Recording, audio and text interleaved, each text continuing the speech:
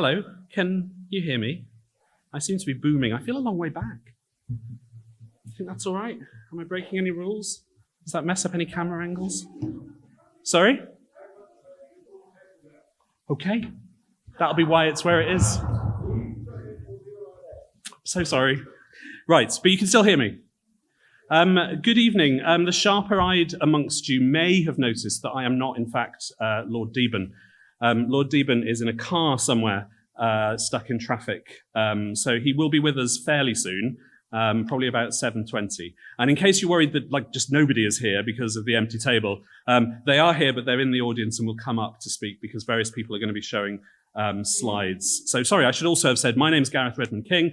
I work for an organisation called the Energy and Climate Intelligence Unit. I'm on the agenda in a bit, but as it stands at the moment, I am Lord Deben, so I'm going to chair the start of this. So firstly, good evening, welcome. Thank you all very much for coming. Thank you for being here.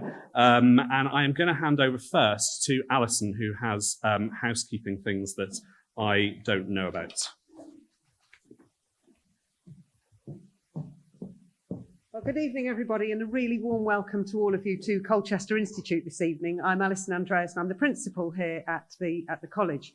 I just wanted to cover very quickly, a couple of housekeeping bits and pieces. So we've had a few questions about car parking. If you've paid for the car parking already, thank you very much. If you haven't, it isn't absolutely essential. Yeah, I hope you got that one. The next one is loos are outside. The gents' toilets are just outside here, and there is a gender-neutral accessible toilet as well. But the ladies next door are out of service at the moment, so you need to go back into the reception area and follow round past the reception, and there's a ladies' toilet there. And then in our refectory next door, in the small bit this side, so if you're going through the main door round to the left, there are hot and cold drinks machines and also a confectionery machine if you should want refreshments.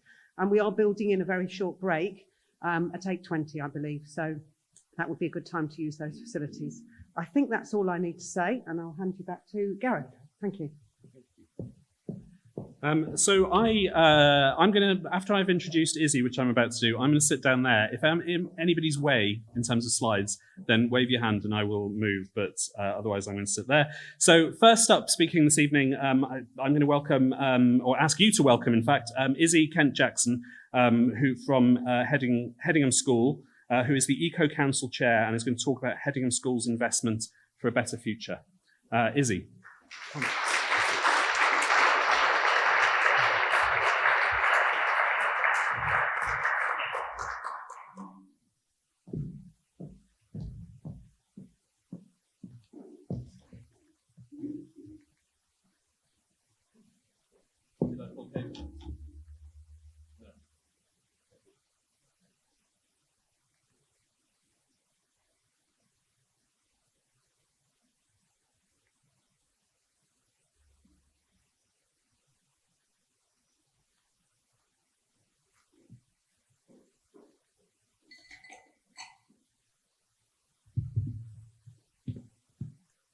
Good evening, and thank you ever so much, Jill, for organising such a fabulous event.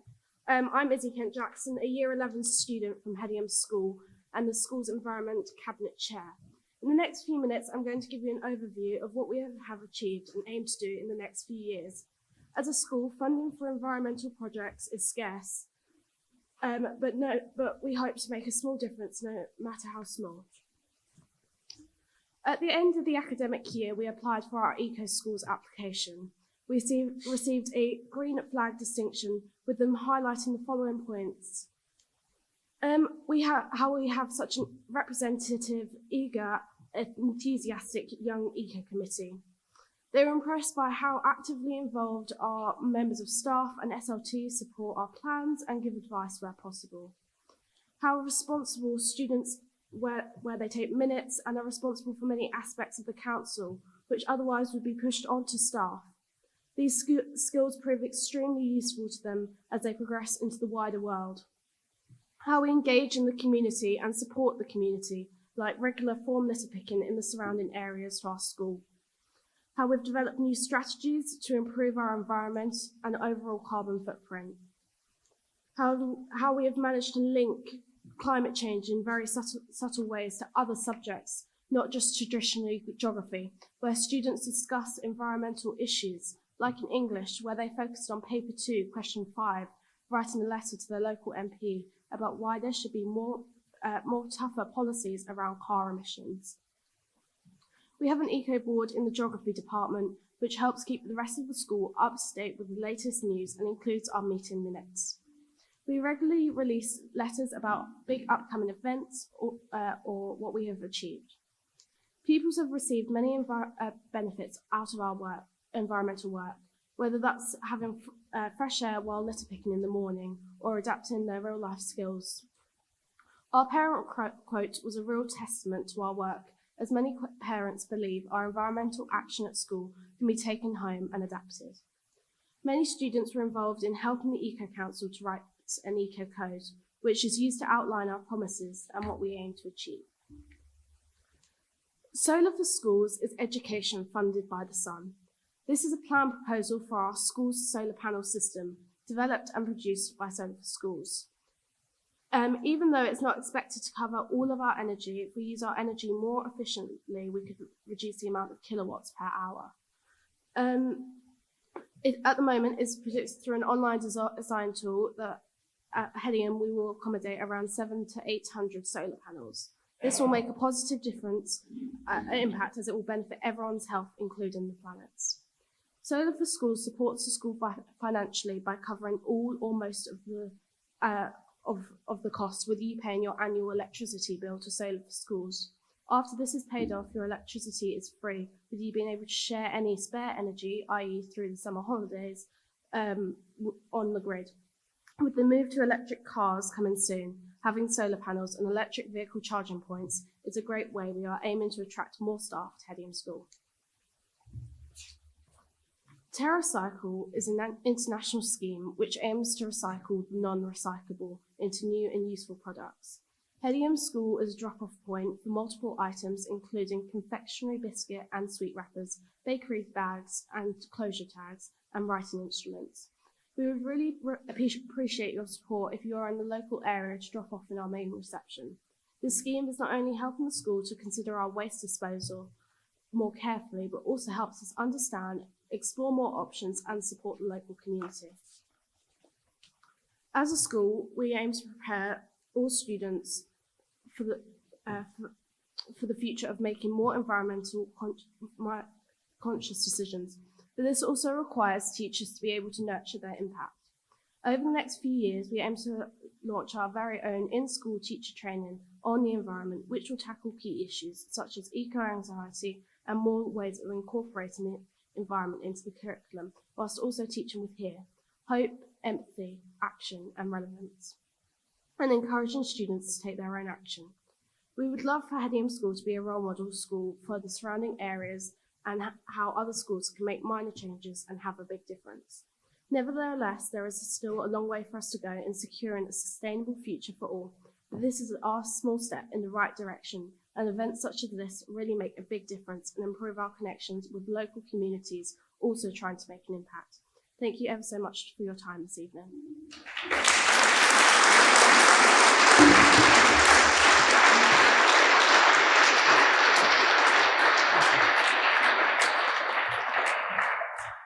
Thank you very much, Izzy. That was a very impressive coverage of the stuff that you're working on. Jill, when she organises these events, always puts me on after a very impressive young person doing very impressive stuff and explaining it very, very well. So I'm yet again following a very difficult act. I'm going to talk next. I'm going to set some of the context for the rest of the conversation this evening. I'm going to be talking about climate change in terms of the global picture and what it means for the UK. So I'm going to be talking about the good, the bad and the ugly, not necessarily in that order. I'm going to talk about the bad news, the terrible news, and then finish on the good news.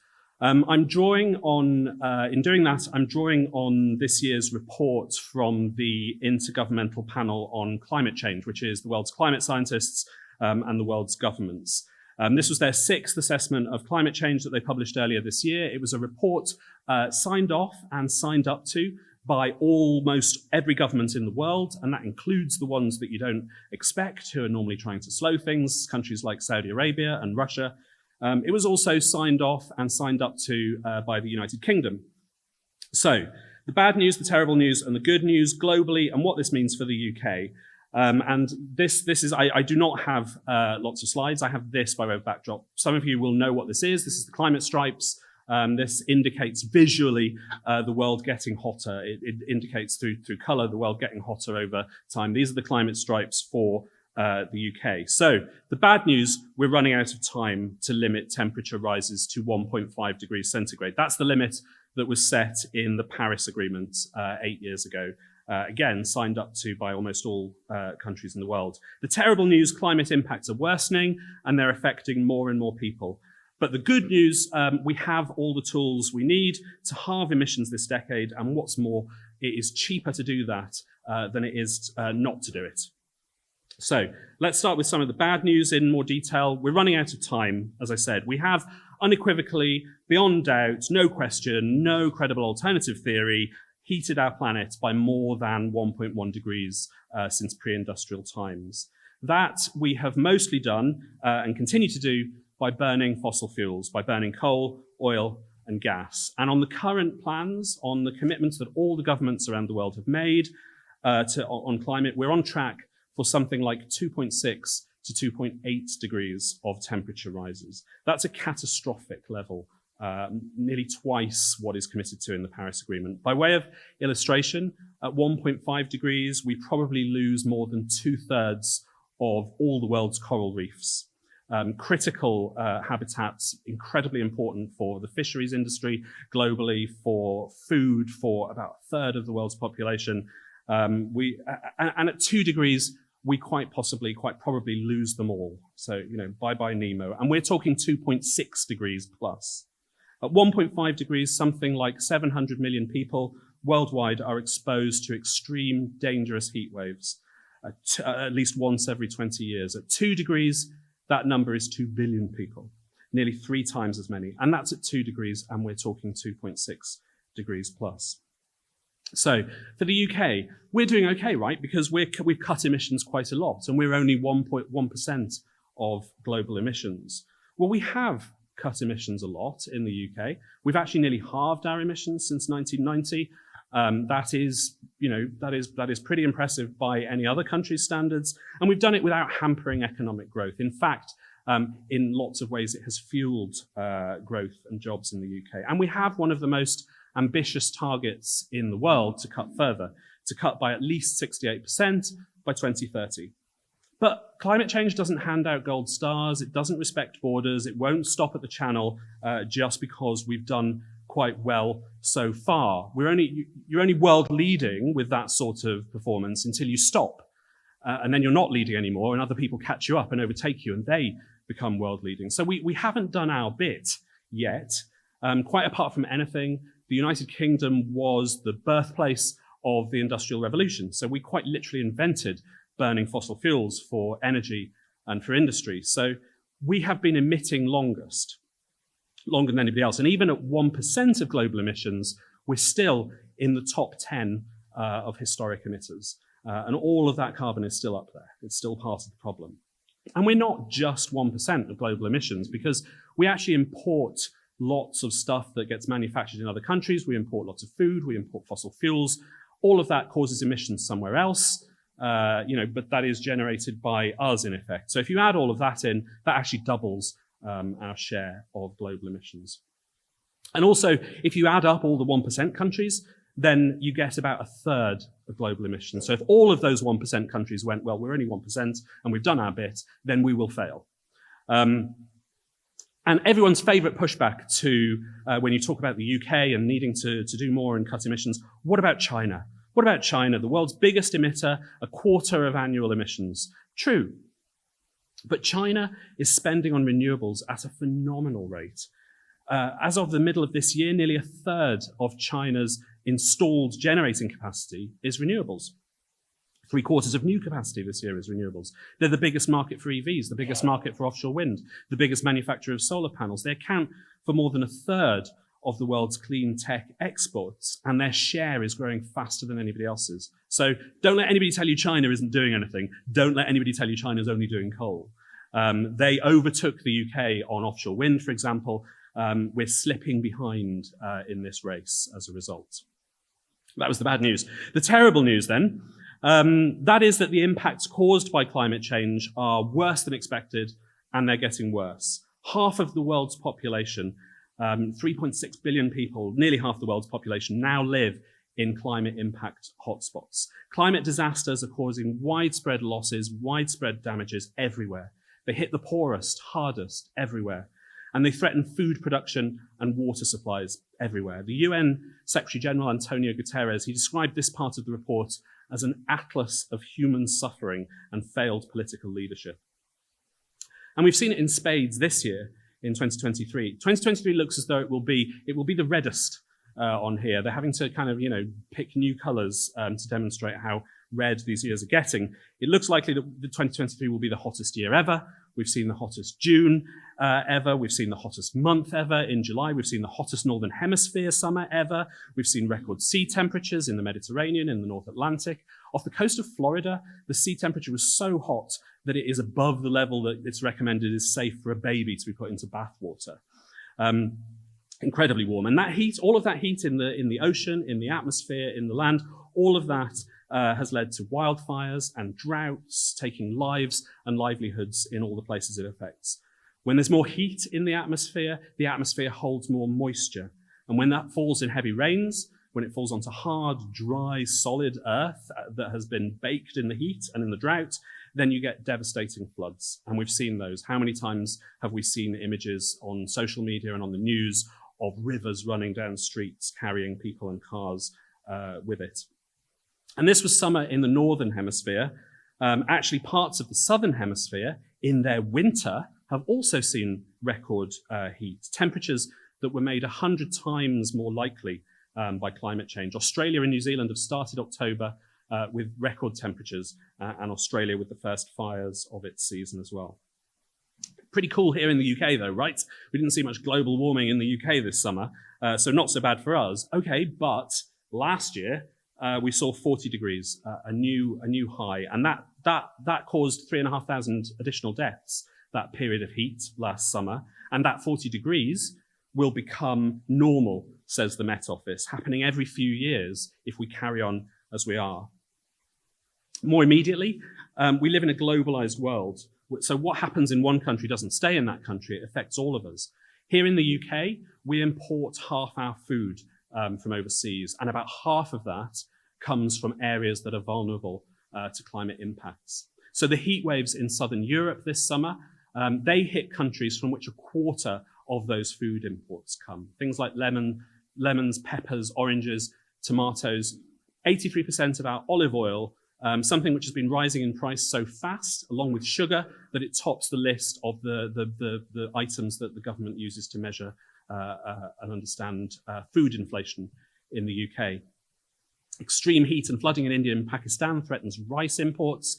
Heat and drought in South America hits banana imports, tea, coffee, chocolate. We can't grow them here, and they grow in countries that are vulnerable to those climate impacts, to those extremes of heat. And when crops fail, that leads to shortages, that leads to rising prices, empty shelves, and of course it is devastating for the livelihoods of the people we rely on to grow that food, the people who are growing that food in the countries where it comes from. So worsening climate impacts are terrible news wherever you are, and wherever they are. And this is why we, as a wealthy nation in the world, contribute to climate finance and overseas development aid to help poorer nations to be able to afford to adapt to these impacts and to these higher temperatures and to these worsening climate disasters. Because all of this is happening at 1.1 degrees of warming. And even if we act in time and we keep warming to 1.5 degrees, the impacts will still be worse with every degree. So we need to adapt to those. So that was the bad news and terrible news. So the good news, though, there is good news. Of course there is, and plenty of it. We know the cause. We know the solutions. That's pretty good news. The IPCC, the Intergovernmental Panel on Climate Change, they're pretty clear that we have all the tools we need to halve emissions this decade, to get on track for net zero emissions by the middle of the century. And that's actually the only tool we have.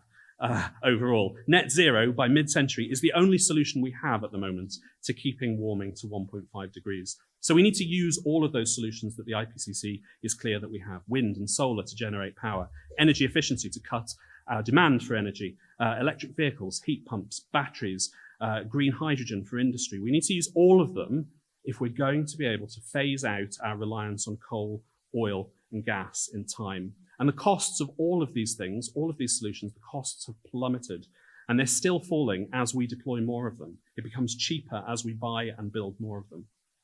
They're deploying so fast globally, renewables, that the International Energy Agency thinks that we will peak our use of fossil fuels in this decade.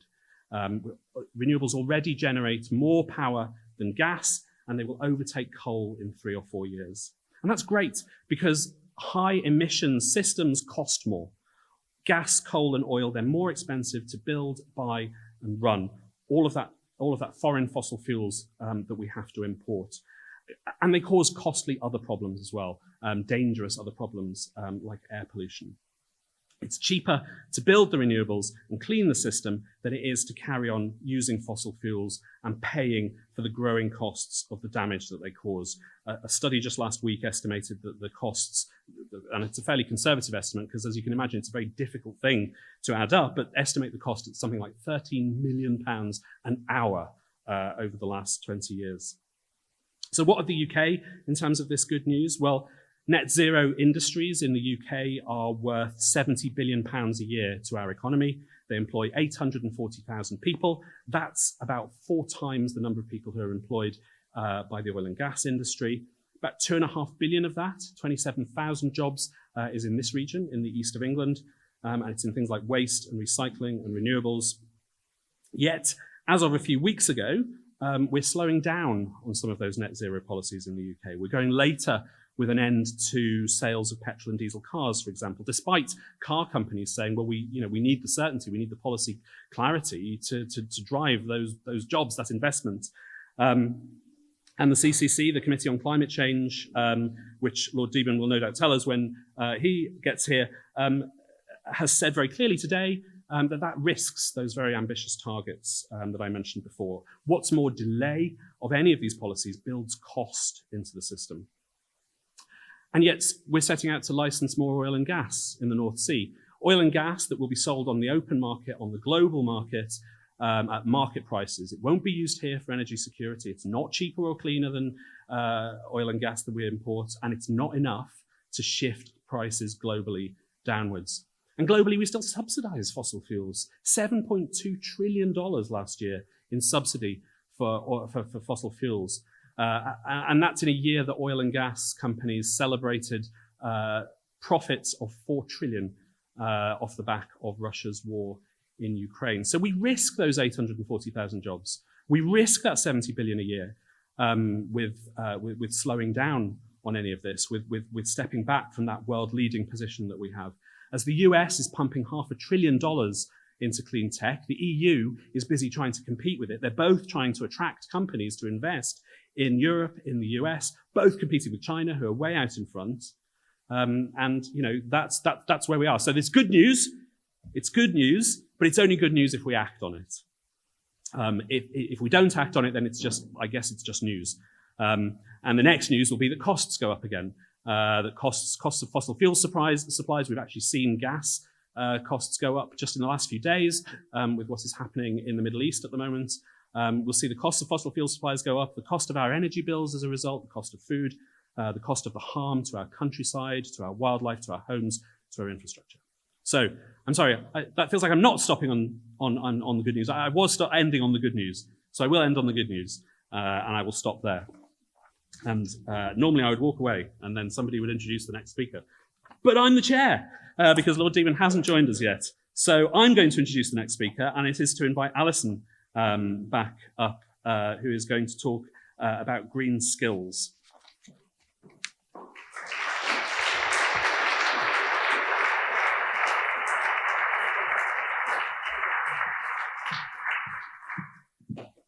Hello again. So, there we go. So I don't think I'm being over-dramatic in saying that we're at a critical juncture in our journey towards a sustainable future. The climate crisis isn't a vague possibility or a distant threat, but a pressing reality.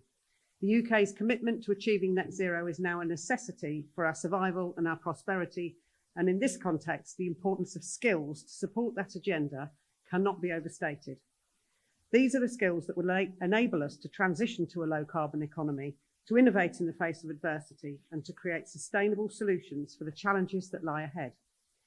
So over these 12 to 15 minutes, I plan to share some of my own thoughts and insights into the green jobs and associated skills that will be needed now and in the future. I'll look at how these needs are currently being met at Colchester Institute and in colleges across Britain. I'll argue that some form of green skills are now essential skills for every young and adult learner.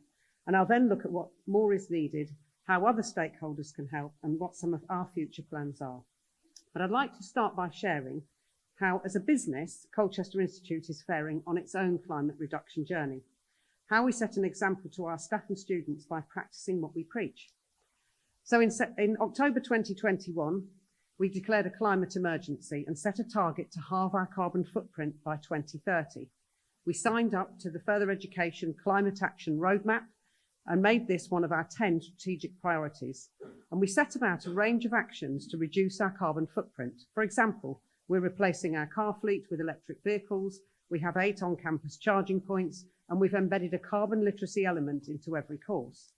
And we're now working through a 50-point plan for energy reduction and sustainability, as a result of which, in the last year, we've seen a 27% reduction in energy usage. Some of this has been achieved through a successful bid to the Salix decarbonisation programme, and we now have 2 of our largest buildings heated by air source heat pumps, reducing our carbon tonnes by 290 a year.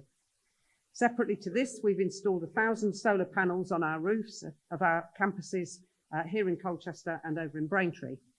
We're members of the National Energy Skills Consortium, which focuses on clean and green energy, and although it may seem unconnected, we're also proud to be the only college member of the Women's Engineering Society in the UK, underlining our commitment to widening participation in one of the sectors that are most needed to help build a greener future. So that's us as a business, but what are we doing as an educator? Before we can start to address green skills, we need an understanding of the industries in which they'll most be needed. And actually that list is endless. On this slide, I've captured some of the more obvious ones, but this only scratches the surface. These are some of the industries and sectors where specific skills will be required that go beyond a theoretical understanding of climate change and require more specialist skills, knowledge and behaviours.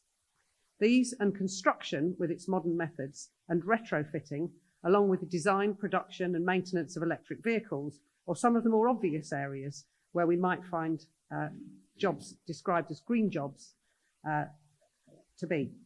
But perhaps less obvious are roles in which people work to combat the harmful effects of climate change, such as flood defences or to support the circular economy, implementing recycling programmes, designing products for reuse, managing waste sustainably. So these are some of the jobs, but what about the skills these post holders will require? Over these next 3 slides, I've tried to divide these into newer and more specialist skills and provide some examples of these, and then to look at more traditional and existing skills that will be in ever higher demand as we embrace the green jobs challenge. As we continue to innovate in clean and green energy technologies, we'll need advanced skills in these areas. Not only the technical skills to design and maintain new technologies, but to manage these resources effectively. So as we expand our use of offshore wind, nuclear energy and hydrogen fuel cells, we need professionals who can oversee these complex systems and ensure they're integrated seamlessly into the energy grid. As electric vehicles become the norm, we need a workforce that can support this transition. Not only engineers and technicians, but urban planners who can design electric vehicle-friendly infrastructure, and policymakers who can create supportive regulatory environments. And as we strive to build a circular economy, we'll need skills in sustainable product design and waste management, including the ability to design products for reuse and recycling, and the strategic skills to manage waste streams. And as our agricultural sector adapts to the realities of climate change, we need advanced skills in sustainable agriculture. This includes skills in climate-smart farming practices and the use of technology to improve efficiency and reduce environmental impact. So there are a number of new skills needed, and education providers at all levels, schools, colleges and universities, are already embracing these and will continue to do so. And this slide provides just a snapshot of some of the programs we've recently developed for businesses to help upskill their workforce. Carbon literacy, electric vehicle maintenance and training in renewables for experienced tradespeople are just some examples. So as we look towards the future, it becomes increasingly clear that the skills sector will continue to play a critical and pivotal role in equipping our workforce with the green skills they need, but not only by doing things that are new and different. In many cases, we simply need to be doing more of the same that we've done for many years in order to train young people and adults for the green jobs of the future. In recent meetings with colleagues working on planned major infrastructure projects such as Freeport East and Sizewell C, both massive projects supporting a greener future, their demand over the first 10 years or so will be for the skills you see here. The demand for skilled and semi-skilled construction and engineering workers, in particular groundworks, steel fitting and welding, they'll be off the scale. And these aren't new skills. When we talk to businesses involved in modern methods of construction, they see a real need for those who have carpentry and joinery skills. They can measure, mark up, cut and join to tiny tolerances. Their future may not be working with wood, but those skills can be applied to new materials in the on-site and off-site fabrication of buildings. And of course, retrofitting is not just about new technologies. It also involves the decommissioning of current technologies, installing an air source heat pump, but also safely removing the gas boiler and associated technology. So we need the traditional plumbing and electrical skills of today to support the technologies of tomorrow. And this is good news, because people with these skills are already out there and continue to train and qualify. And as it says here, 2 in 5 Colchester Institute students is on a course in construction, engineering or automotive engineering, gaining skills to support future green jobs. And businesses providing green jobs are just that, they're businesses. They'll also require a plethora of skilled staff in a range of other areas: business, finance, digital skills, hospitality. At its peak construction phase, Sizewell C will need to be serving 60,000 meals a day, for example. But the skills sector can do even more than deliver skills for people in so-called green jobs. Indeed, I would argue that in 2023, we should be considering every job as a green job and providing an understanding of how sustainability can be supported, whatever our sector. When I started working in further education in 1997, we talked about the basic skills of literacy and numeracy. Since then, digital skills have been added to the list, often now known as core or essential skills, vital to success in life and work. Is now the time to add green skills to that list. And already as a college, we ensure that all students understand the potential that they have to contribute to a sustainable future. So in catering, for example, students learn about sustainable food sourcing, waste reduction, and energy efficient cooking techniques. In the field of art and design, students learn about sustainable materials, eco-friendly design principles, and the role of art in raising awareness about environmental issues. Skills that can help create a culture of sustainability in the design industry and beyond. In business and digital media programs, students learn about sustainable business practice, green marketing, and the use of digital technology to promote sustainability.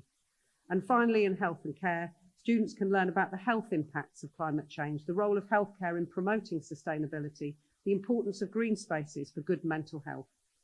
By integrating sustainability into all of their programs, colleges are not just training the green professionals of the future, but creating that culture of sustainability that permeates all sectors and industries.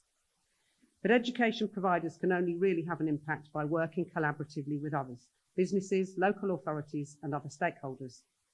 Indeed, there are many ways in which we can work with businesses and other employers. We want to hear from employers about the skills, knowledge and behaviours that are most important to them in their future workforce. We want to involve them in designing and delivering the curriculum or supporting our staff to deliver through industrial updating. We love to get our students engaging directly with employers and exposed to their workplaces through work placements, visits and apprenticeships. Some employers sponsor equipment or awards for students, others come in and interview students for future or current vacancies. And this is partnership working at its very best. But other stakeholders can assist too. We need awarding organisations when updating existing or approving new qualifications to include content that supports what I'm now calling the fourth essential skill. We also need to work together to ensure that students making choices at 14 and at 16 are fully appraised of the range of roles available to them in these sectors and the routes available to get them there. Because as we've heard, supporting green skills isn't just about innovation and a raft of new courses. The green skills challenge is right now is about volumes and encouraging people of all ages, abilities, genders and backgrounds to gain skills in construction, engineering and many other associated sectors. But one of the biggest barriers that we face is that of securing sufficient teaching staff with high demand skills to train the next generation. What we need most in this regard is more equitable funding for further education, funding that means that teachers in colleges don't earn an average of £8,000 a year less than teachers in schools. And finally, we need facilities, high quality, industry standard equipment and buildings to properly prepare students for the jobs of tomorrow. We've done really well in securing funding for some fabulous workshops and equipment, and we are hugely grateful to employer sponsors for the assistance that they've given. But such facilities are too often reliant on securing hard-won bids against fierce competition, often outside of the skills sector. So to that end, and to finish, I've included a slide showing some of the exciting projects we have lined up for the near future. Some of them just awaiting funding opportunities. I don't have the time to go through them all now, but they're there to look at if the slides are to be shared later. Our Net Zero Centre, supported by our partners at Essex County Council, is due to open in 2024 on this campus. But we also have plans for a Green Energy Skills Centre, a Sustainable Construction Centre, and an expansion of our Energy Centre in Harwich, pictured here, to support in particular employers inwardly investing at Freeport East in Harwich. So the tradition to a green economy is not just about technology or policy, but it's fundamentally about skills. It's about equipping our workforce with the knowledge, skills and behaviours that they need to drive this transition from the immediate skills, for example, in clean energy, sustainable transport and waste management, to the long-term skills in sustainable design and strategic planning. It's not just a task for educators, it's a task for all of us, working together. We all have a role to play in supporting the development of green skills, whether it's by providing training opportunities, advocating for policy change, or simply leading by example in our own practices. And with concerted effort and collaboration, supported by events like this one today, I'm confident that we can equip our future workforce with the skills they need to drive our transition to a low-carbon economy. Thank you.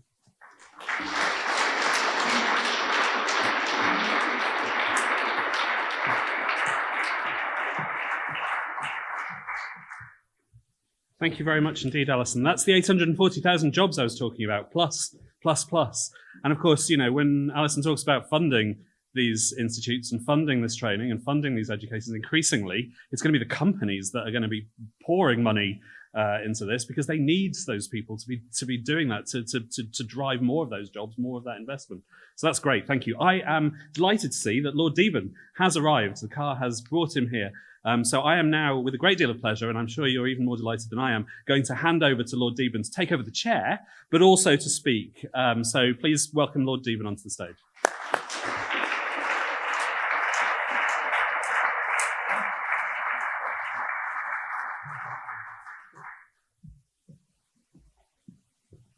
Well, I spend most weekends coming up on this road to get home in Suffolk.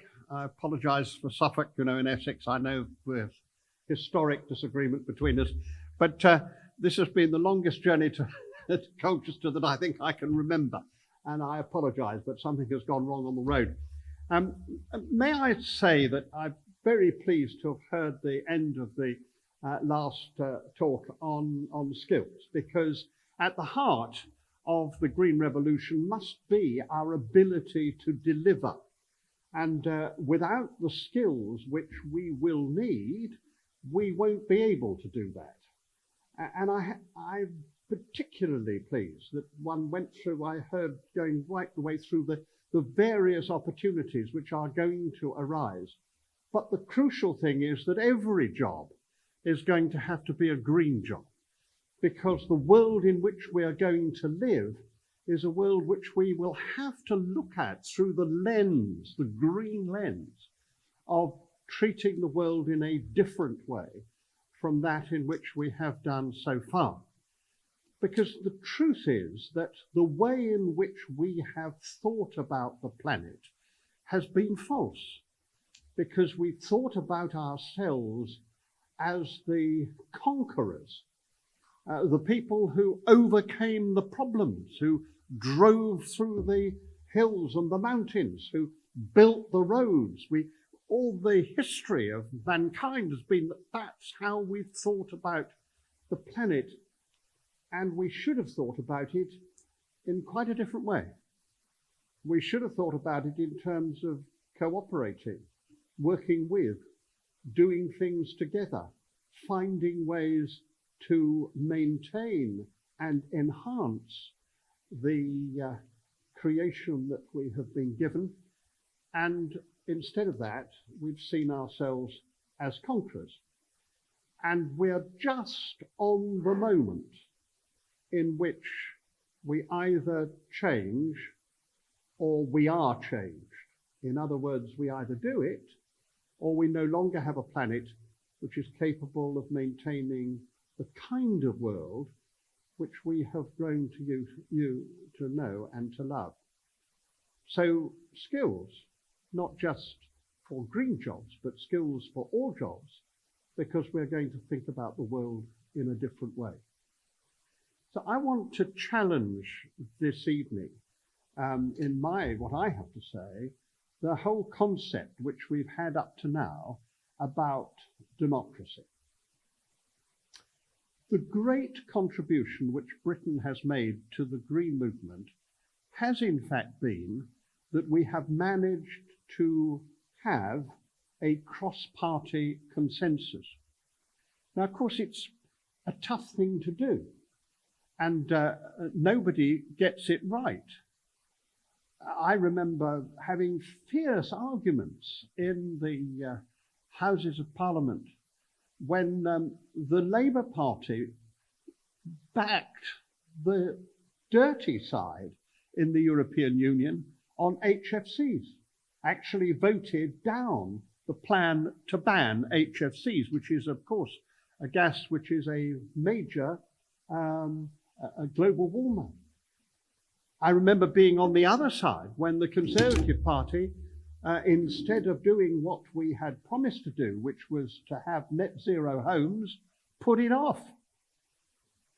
I know very well that there are many things which the present government is doing which I'd prefer it not to do. But I noticed too that when the Labour Party proposed that it would do something I wanted it to do, which was not to extend the exploration and exploitation of gas and particularly oil in the North Sea, the first people to attack it were its two biggest donors, the GMB and Unite. So I start from the assumption that whoever in government is faced with the real difficulty that all the time people are pressing immediate things against the long-term, medium-term, and even the short-term things that we need to do to form and perform the Green Revolution. So I want to take very seriously the whole issue of how do we maintain the consensus between the major parties, but at the same time are able to press whoever's in power to move faster. Because the trouble with consensus is it often ends in complacency. And we don't press hard enough, and we don't press enough. So I'm going to do something now which is very unpopular, but I like doing it because it shows something. So I want to ask everybody here who has spoken to their Member of Parliament on the subject of climate change in the last 6 months to put their hands up. Well, now, this audience is the most successful audience of any I have addressed in the last year. So well done, because there's a really large number of you, and that's very impressive. I went to the Glastonbury Festival this year, I was a warm-up act for Elton John, and I addressed an audience of some 250 who were, of course, self-choosing. They were people who really believed in the issues of which we speak tonight. And there they all were, and I asked them the same question. And out of all these campaigners wearing their badges, there they all were, there were 3 who had been to see their Member of Parliament. Now, I had a very interesting conversation about 10 days ago. I was speaking in the opening of a new factory for some green contribution, and I went to open it, and it happened to be in the Mid-Bedfordshire constituency where there's a by-election. So I knew very well people would ask me questions, so I'd better find out. So I rang and got to speak to the various candidates. I tried to find out exactly what their views were. And I happened to talk to the Conservative candidate, and I said to him, well, I've read your literature and such, but I can't see anything about climate change. And he said to me what was a very honest thing. He said, it never comes up on the doorstep. And that is a terrifying thing. Actually, he happens to commit himself to the net zero in 2050. He's committed himself to work hard to make sure that we meet all our targets. But that's not the point. The first comment was the one that we really have to face. We have got to make this issue a central issue in everything that we do. And if we're going to do that, we have to reclaim it for democracy. Because those people who go out and just stop oil, one has first of all to recognize that they do so because they feel passionately that we have to act. And they do so too because they don't believe that we can do that at the present pace. Now, I don't happen to think that what they do is the right way forward, because I happen to think that it's counterproductive. But I do know that the thing they're doing it for is because they want to get politicians who've got the power to use that power effectively. And they feel this is the only way to do it. I feel that the only way to do it is that no Member of Parliament could go back to his constituency. No candidate can go to the constituency he's hoping to win at the weekend without at least one person going there to talk to them about climate change, how it's affecting them, what needs to be done about it, so that he can no longer say it never happens, never hear about it on the doorstep. He's going to say, God, I've got to do something about this. This really matters. Members of Parliament, if I may say so, act most effectively when they think their constituents care about something. That's what Parliament's about. It's about representation of constituents. And we can all talk about system change, but we haven't time to change the system. We've got a system and we have to make it work. If we don't make it work, then there will be no answer to climate change. So you may have all sorts of views about what we ought to do, and you might think it was better if we had proportional representation, or we actually had citizens groups, and we do all that, quite possible, but we haven't got time to do it. We might do it at the same time, but we haven't got time to do it. We have to do what we can do with the system that we've got, and that means making every single candidate and Member of Parliament in the next election have to take this seriously. Now, the next election will be fought on new boundaries, and everyone will have a new set to look at. So we are going to set up and work to ensure that we encourage people to go to their candidates, all of them, and put the point. Make sure no one is ever able to say, this isn't something that comes out up on the doorstep. So I'm going to pass around later on some sheets. Now, they merely ask for your name and your email and your postcode. And the reason for that is that I do these meetings all over the country, and I want to make sure that people are kept up to date with the facts, because there's no point in going along to your Member of Parliament if you haven't got the facts, because he'll soon see that it's just a matter of opinion. And secondly, I'm very conscious that people need the confidence that they've got those facts. So we're going to try to keep you in touch. Your name and your postcode, which of course we need because otherwise we don't know where you live, and your email will not be used in any other way except by us. And us is a little group led by 4 people who represent the 4 parties which are in one way or another in power in England and Wales. I'm afraid I have decided the Scots are too complicated for me, and therefore I've stuck with England and Wales. So we have Dafydd Gwyndy from the Plaid Cymru. We have the wonderful Helena Kennedy from the Labour Party. We have the energy spokesman in the House of Lords from the Liberal Democrats, and we have me from the Conservatives. So it's got 4 trustees from the 4 parties which have been or are in power in England and Wales. And so you can trust them to keep this as a non-party activity. And what we're trying to do is to make sure that everybody goes to the polls and says to themselves, well, I was thinking of voting, let me take an example. I was thinking of voting Labour in this constituency, but I've discovered that the Labour candidate is a member of the organisation called the Global Warming Foundation, and they don't believe that global warming is taking place.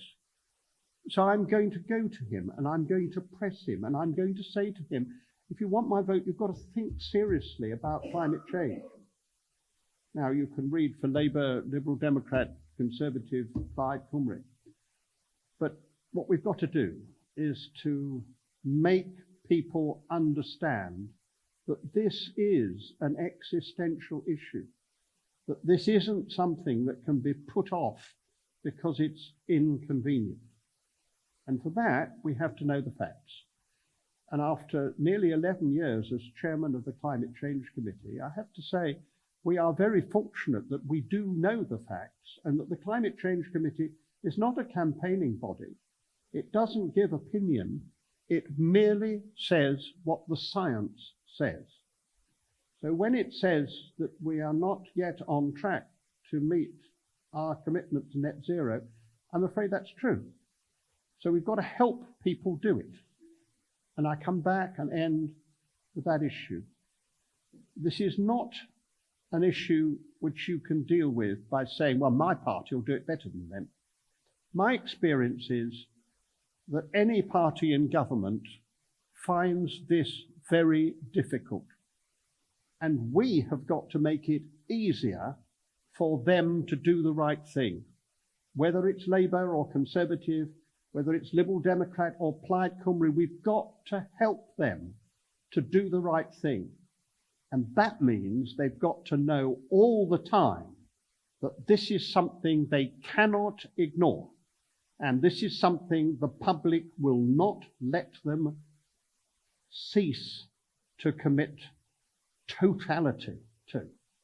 So that's what I want you all to do. I want everyone who didn't put their hands up to be a bit ashamed and want to get it right if I come round again. And I want all those who did put their hands up to say to themselves, well, there are new constituencies now. Let me see which one I'm going to be in, and let me make sure that I see not just the sitting member, who may well, I think in 2 cases out of the 3 in this area, will be likely to be the candidate at the next election, but the other candidates. And remember that in all parties, there are people who are committed and there are people who go along with it. And the people who go along with it have got to be turned into the committed. And that's what our job is, because we have, in fact, to assert democracy, which is why we've called it assert democracy. We have to make the democratic system work, because if we don't, there won't be a future for us or for the rest of the world. Thank you very much.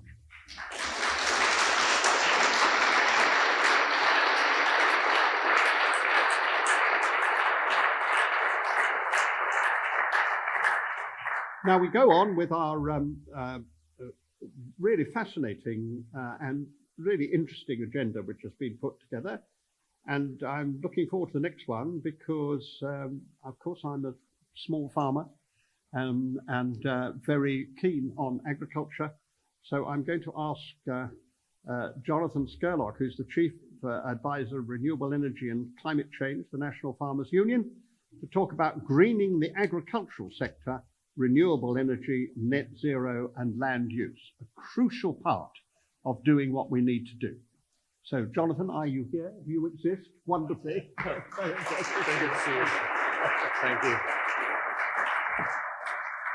Right, good evening, ladies and gentlemen. So, yes, I'm just going to show a few pictures, say a little bit about what farmers and growers, our members at the National Farmers Union, have been up to over the last 15 years since I've been working for the NFU.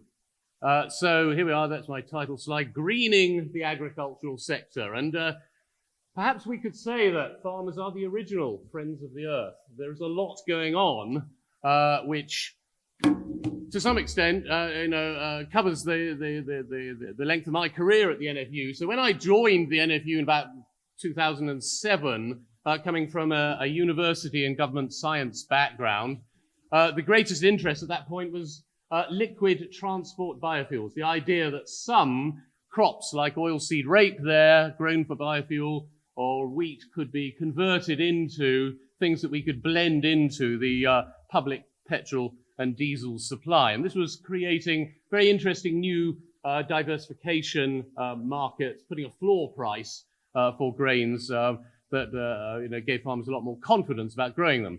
The middle picture there, sort of moving on, by 2010, 2011, we were starting to see interest growing in the deployment of solar energy.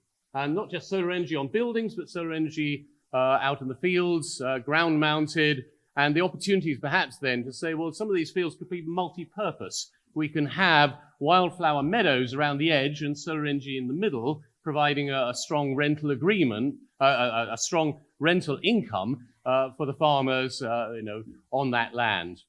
And now we're just starting to see the emergence of a new category of machinery, electric vehicles, yes, and even in the agricultural sector. This is an example of what we would call non-road mobile machinery, kind of thing you'll see in construction and mining and forestry as well as agriculture. So that's made by JCB in Staffordshire. It is a small telehandler, which is a sort of large agricultural forklift truck. And I myself have come down in an electric vehicle. You can buy these things a lot more readily these days now. They're not quite as expensive as they were. I have a second-hand Hyundai Kona. It's a sort of poor man's Tesla, if you like. Very good range, about 250 to 300 mile range on a full charge. So I've come down here about 160 miles from the West Midlands, and I've still got about 100 miles on the car. I just need to visit one of those charging stations on the way back to top up a bit to get home. So where are we in terms of what the NFU represents? Well, we're the largest agricultural trade body in the country. We have been recognizing the impact of climate change on agriculture since, frankly, when I was taken on in more than 15 years ago now. And to some extent, we are a little bit unique in where our greenhouse gas emissions come from and what we can do about them. So most sectors of the economy, greenhouse gas emissions are in the form of carbon dioxide from direct use of energy. Whether you're in banking, whether you are a manufacturer of widgets or something of the sort, whether you're in the construction sector, most of your emissions are carbon dioxide from the use of fossil fuel energy sources. Agriculture is somewhat different in that about half of our emissions are methane, mostly from ruminant livestock. About a third of our emissions are nitrous oxide, which is emanates from the soil through the action of soil bacteria on nitrogen, whether it's from an organic or an inorganic source. That nitrogen is required for crop and pasture growth, and some of it leaks back into the atmosphere. So our emissions are coupled to rather complex biological processes, rather less tractable, rather harder to measure and monitor from year to year, and rather harder to eliminate because we just don't have substitute technologies in the same way as you can say, right, we can replace a coal-fired power station with solar or wind power or bioenergy or something, but we can't yet replace a cow with a cow that doesn't produce methane. So we are both a source, but we're also a sink for greenhouse gas emissions. We have, 75%, 3/4 of our land area in this country, 18 million hectares out of 24 million hectares are in agricultural use. That's a large resource which we can put to some good because we can actually store some carbon in our soils and vegetation. And we can certainly take part in the agricultural sector in processes which are going to capture and remove greenhouse gases through various engineering processes and help to counterbalance emissions, not just from our own industry, but from other industries as well. And so in a rather bold leap of faith, in 2019, we declared that we believed agriculture could make a major contribution towards the national net zero target. We managed to get this in, Lord Deben, just before your committee recommended, and the government then adopted a net zero target for the economy as a whole. And we said that our sector, we believe, could do this within about 20 years, focusing on three themes or pillars, which I'll come to on a following slide. But we're already starting to see advice from people like the Climate Change Committee and the International Panel on Climate Change, Intergovernmental Panel on Climate Change, which Gareth referred to earlier, that many sectors probably will need to decarbonize well before 2050 if we are going to be able to stabilize climate change and its impact on the planet. Now, the interesting statistics are that farmers are already pretty well engaged with some of these technologies. We own or host well over half of UK solar power on ground mount or on agricultural buildings. The majority of onshore wind power is deployed on agricultural land. And farmers, through energy crops or agricultural residues like wheat, straw, and so on, are playing a significant role in supply and fueling a range of different bio-based energy sources, as well as potentially being a source of new bio-based materials. So the critical thing really is, how do we address, with our land-based resources, the twin challenges of both a climate change crisis and a biodiversity crisis? And I think this is certainly going to be addressed partly by the concept of this multi-purpose land use that I referred to earlier. So what's now happening? What are the really big drivers? And clearly things got shaken up a little bit, not just with COVID and the recovery of global supply chains, but then a conflict breaking out in Ukraine. And so energy security and people keeping a weather eye on the price of oil is certainly very important, although we certainly can see in terms of energy policy that new commodities like solar electricity or green ammonia made from renewable electricity of various kinds will probably eventually replace oil as the world's principal energy tradable commodity. The threat of climate change clearly is not going away, as Gareth was referring to earlier. And one of you, yourself or Lord Deben, referred to UN Secretary General Antonio Guterres, who comes up with an extraordinary lexicon of Cassandra-like doom-laden phrases. But it's absolutely true. This is what we are happening. We're not just talking about global warming now or global heating. It's global boiling, or it's choking humanity. It's the need to do everything, everywhere, all at once. And lastly, food security.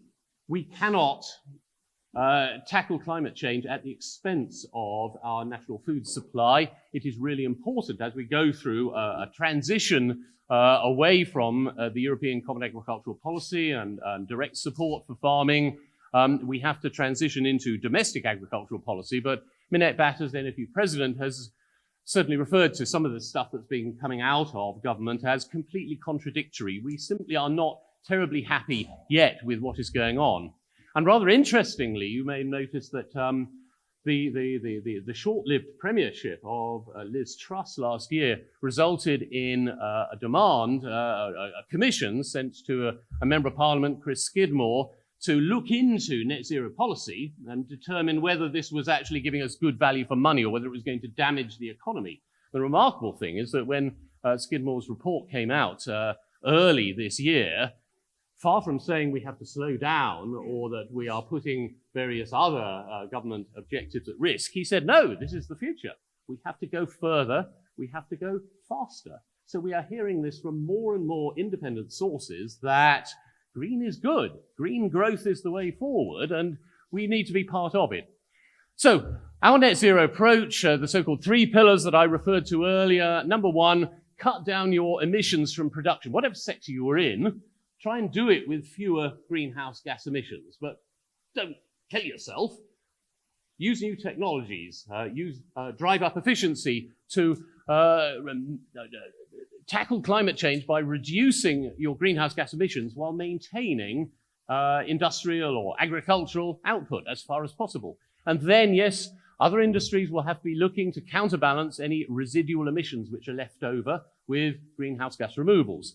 Once again, as I said, agriculture is potentially a source of those greenhouse gas removals. And so pillars 2 and 3, nature-based things that we can be doing with soils and vegetation. And number 3, engineered things, bioenergy coupled to carbon capture and storage. Clever things that can be applied to the soil, enhanced weathering minerals, or biochar, which can capture carbon in agricultural soils. And so our plan for achieving net zero by 2040 seems to be reflected in the plans of many other parts of the economy. And certainly the NFU has been up there involved in international negotiations, working with the International Farmers Constituency to make sure that agriculture is not sidelined in major discussions about how to tackle climate change. We had a presence in Glasgow at the famous COP26 climate talks that were hosted there in Scotland, and we've had a presence in Egypt in COP27 last year, and one of my colleagues will be attending, and we may have an NFU office holder also present in the United Arab Emirates towards the end of this year at COP28. So, some examples, solar roofs. The one on the top left there is actually Michael Eavis, host of the Glastonbury Festival. But many other farmers now are doing this sort of thing just as a matter of routine. Farmers own their own buildings. It's relatively easy for farmers as owners and operators of those buildings to be able to deploy rooftop solar for a variety of purposes. A lot of this stuff is allowed under planning rules. If you're less than 1 megawatt of power, which is a really big roof, it is permitted development, so you have a simplified ride through the planning system.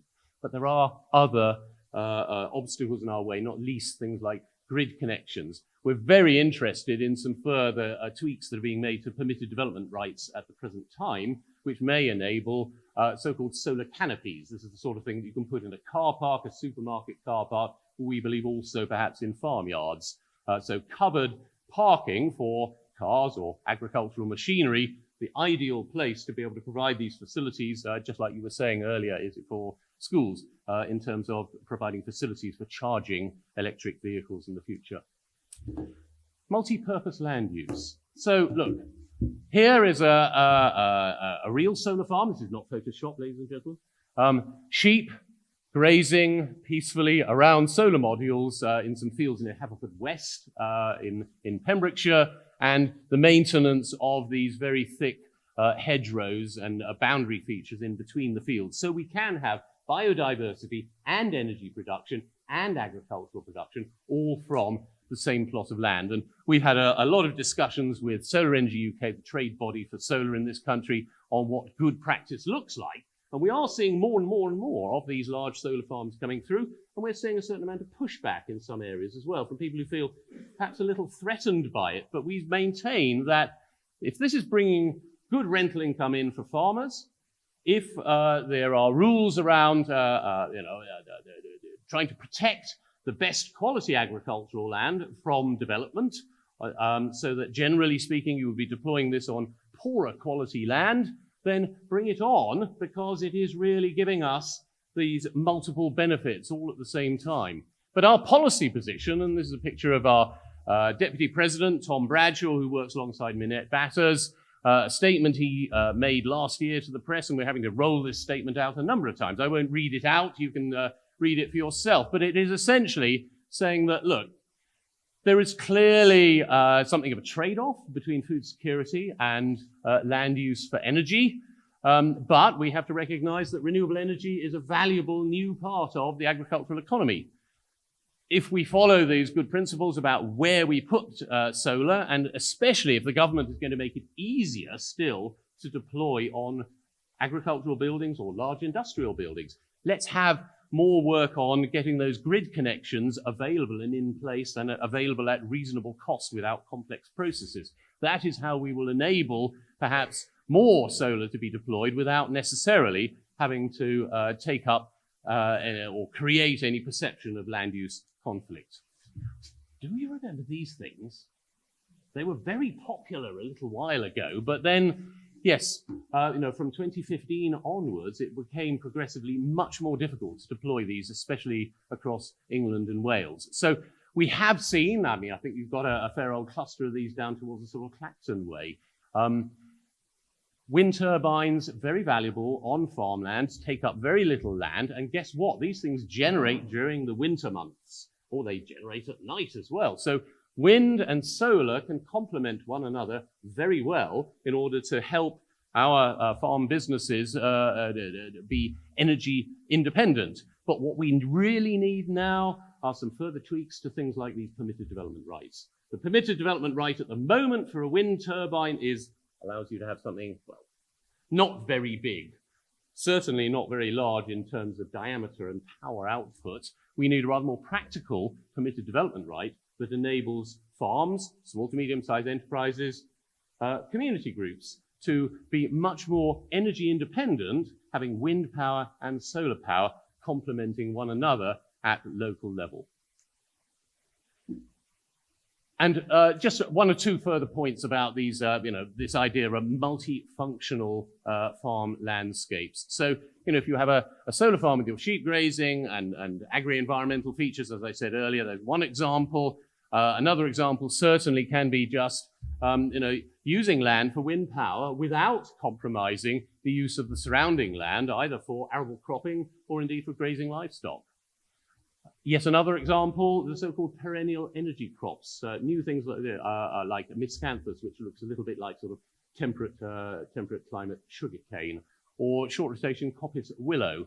These can provide very good wildlife cover and other ecosystem services like flood mitigation, and even things like early season of pollen to encourage pollinating insects. So there are things that we can do with our land which deliver both for climate and for biodiversity, and indeed may well be a source of valuable diversification income for farmers. The important thing largely is that we need these things to be available to all kinds of farmers, tenants or freeholders, large, small, poultry, sugar beet growers, people growing wheat, people raising dairy cattle. These technologies need to be available to all. So this is my last slide, and simply to say that the NFU has a subdivision called NFU Energy, which is a consultancy service available for all of our farmer members to help them down their path towards more renewable energy generation, whether it is just to meet their own energy needs or whether it is indeed for export. I'm happy to anyone interested in their services, I'm happy to give out their contact details after the event. So thank you very much indeed for your time. Thank you for your interest in the agricultural sector.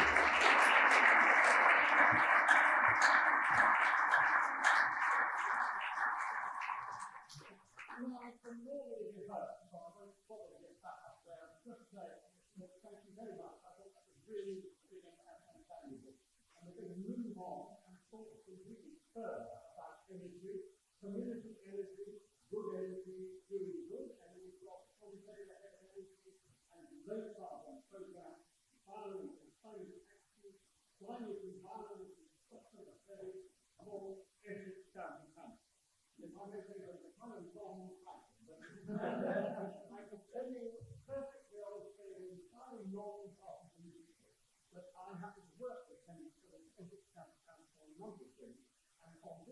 They're doing a huge number of different things which are really worthwhile and need to be supported. So we're very pleased to have you.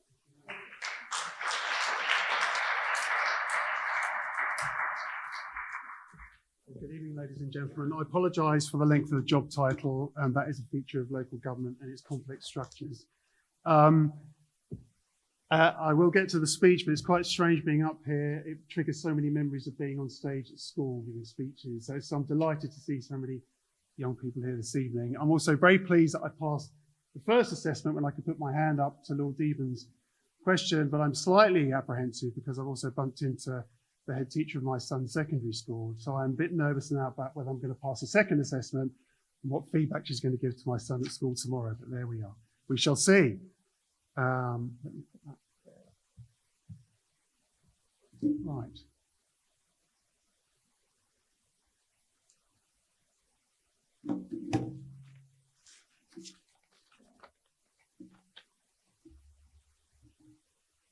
So let me just start by thanking Jill for inviting me to speak this evening. Yes, good evening. My name's Tom Day. I'm head of the Energy Low Carbon team at Essex. So we work on planning how we're going to get the energy system to net zero in Essex. We recognise, and we've heard this evening already, that we know we're going to need a lot more renewable energy for our transport, the way we heat our homes. And so I work very closely with UKEP, our networks, our network operator, thinking about how we're going to get that power into Essex, the what, where, when and how of that investment is going to be needed. So for example, Jonathan, you need to charge your car going home. There's a very good charging station just up the road on the A120. I work very closely with GridServe to secure £5 million funding from Innovate UK to have that built 3-4 years ago. So we work on those large infrastructure projects, but I also work with individual households. My team runs the Solar Together campaign, which involves collective solar panel purchasing for residents. So you're able to sign up to that program and secure a better deal for being able to put solar panels on the roof of your home. And I also work very closely with central government on delivering their energy efficiency grants into low-income households through schemes such as the Home Upgrade Grant and eco funding, and also very soon, hopefully, the Great British Insulation Scheme. But I also spend increasing amounts of my time working with parishes and local communities and local advocates. And why is that important? Well, we have heard this evening about the good progress that we've made to net zero already. But the reality is that a lot of that progress has been made by decarbonising our power system, but at a national level, so particularly offshore wind industry. And I'm of the view that to reach net zero, we still need a lot more renewable energy in the UK. And in order for that to happen, one of the areas that we have to have functioning fully is local or community energy. So Essex County Council, as Lord Deben very kindly said, has made a commitment to this agenda and has made a public commitment that it will be net zero by 2030 in its own operations across its public estate. But it's also been thinking very carefully about what role the County Council can play in helping Essex as a county get to net zero by 2050. So we created the independent commission, the Essex Climate Action Commission, a few years ago now, which is a group of independent experts from academia and industry who've been advising the council on what actions to take on helping Essex reach net zero. And as part of that, the commission made over 100 recommendations. I won't take you through all of those this evening, you'll be pleased to hear. But it was very helpful that in those recommendations, which the council has adopted, there were things around renewable energy, such as getting Essex to a place where it produces enough of its own renewable energy to meet its own needs by 2040, retrofitting all of our houses. We have 630,000 houses in Essex. There is a huge job to do to get those to be compliant with net zero. Let's achieve that aim by 2040. And also, very importantly, let's enable a county-wide network of community energy groups and really stimulate local action on climate change.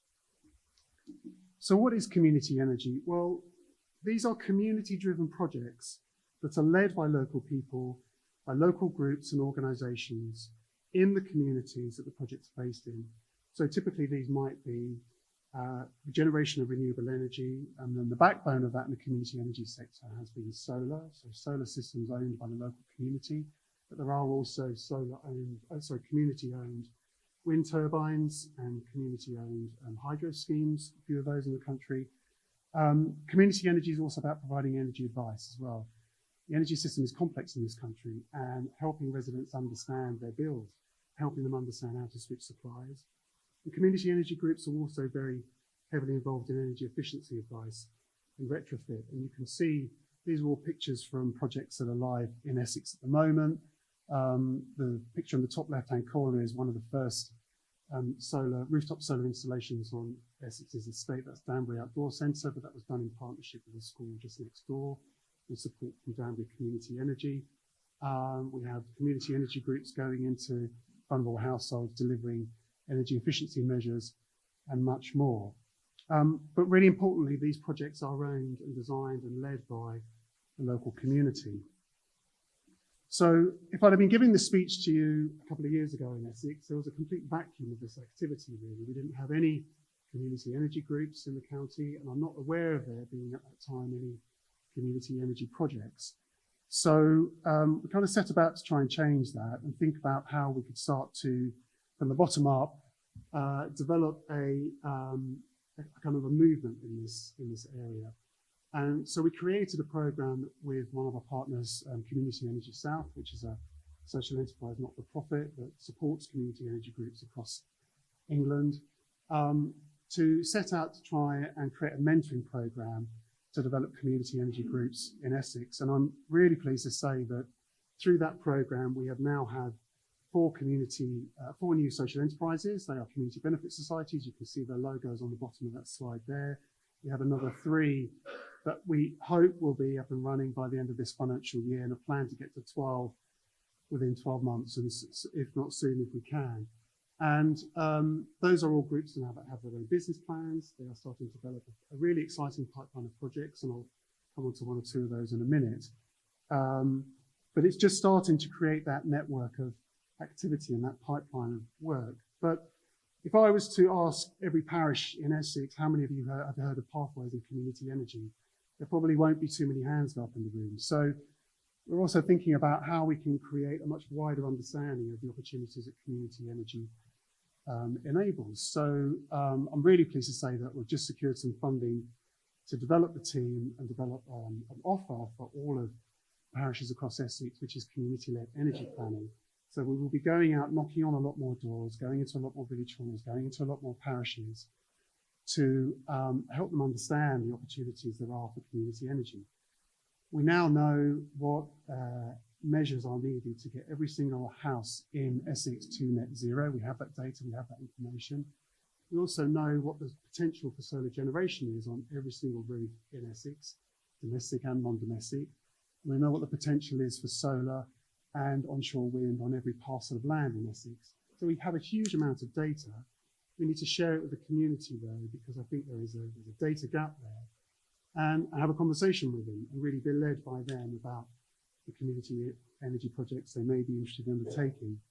But there are still a huge amount of issues with developing community energy projects holding the sector back, in particular scale. That's what some of this work is trying to address, and also finance. That is a huge challenge. So, and also what you can actually do with the energy when you generate it, if it's a renewable energy project. There are challenges in the system of getting good value from that, and finding ways in which the community can capture more of the benefit of that energy and reinvest it back into the community is really important. So to that end, we have some really exciting projects coming forward now, which we've managed to secure some government funding from. One is called Community Power, which is working with Community Energy South to try a whole area-based approach. So we're working with some communities, a number of parishes in areas to see if we can sign up larger number of households to retrofit their homes so that we can do whole streets, whole villages, whole parishes in one go, rather than the approach which we have at the moment, which is a bit scattergun. We do a house here, we do a house there, we do a house there, with retrofit or solar. That's fine, we need to do that. We also need to accelerate it and try and find a way to do area-based approaches. And we can only do that with the support, with the commitment, with the permission of the community. And also, ESNet, I'll just mention ESNet. It's along a very similar lines where we're trying to do area-based projects. In fact, Jill is involved in one in the Colne Valley, where the emphasis there is slightly different, but looking to get as much solar as we can, solar and storage on roofs and on land, parcels of land in local communities, so we can turn communities into power stations, villages and parishes becoming power stations. And ultimately, we're looking at ways in which those power stations can provide services back to the grid, which is so dearly needed because the grid is very heavily constrained. And also, with challenges in regulation around this, find ways in which we can share that energy locally through what's called peer-to-peer mechanisms. So if you're going on holiday for 2 weeks in the summer, can you sell any surplus energy you have to your neighbour? When the school closes for 6 weeks in the summer and it's generating lots of renewable energy that otherwise it would sell into the grid and get a reasonable return for, could it sell that energy back to residents in the local community? So those are challenges we can't do yet, but we're working towards those. So just to make this a little bit more real, I just wanted to take a couple of minutes to explain, give you a flavour for a couple of projects that are happening right now in Essex. So this is a project that's led by Tollesby Climate Partnership. This is one of the community benefit societies we set up in Essex through the Pathways programme, and working with them with Community Energy South. They have developed a pipeline of projects, one of which was to try and decarbonise the local primary school. It's a grant-maintained school looked after by the local authority. We have 237 of these across the county. Almost all of those are primary schools. Typically, to decarbonise one of these schools will be between £500,000 and £1 million. That is money that the local authority just does not have. We have some of that, we don't have enough. So we need to find other ways to try and deliver these projects. This is a really exciting one where the community came forward and said, okay, we'll raise the money. And so we worked with Tollesby Climate Partnership to help them apply for grant funding from one of the government schemes, which is putting money into decarbonising the public estate. They secured just over £400,000 through that application. And then in addition to that, they raised an additional £250,000 through community share offer. And they were oversubscribed for that share offer as well, which I thought was fantastic. The investment will go into the school. It's being supplemented by Essex County Council. The school is an old Victorian building. The quotes that you see there on the slide are from the head teacher. So it is not a good learning environment, particularly during the winter. So we're really excited to see the benefits that this will bring. They will get new insulation. They will have gas and oil burners taken out of the school and replaced by a heat pump. And there will be a ground-mounted solar system put onto some of the land that's owned by the school. But also what's really exciting is the engagement of the school community here. The children there are just over the moon about it. And you can see the potential this will create because it's dropping quite a big stone in the Tollesby pond. And so we hope that this will then lead to a wider discussion about more ambitious projects to decarbonise the whole of the village. And we're quite optimistic about that. And then just to end on this project, slightly different. This is a project with a community group called PACE down in Manningtree, and it's part of the ESNet project I mentioned earlier.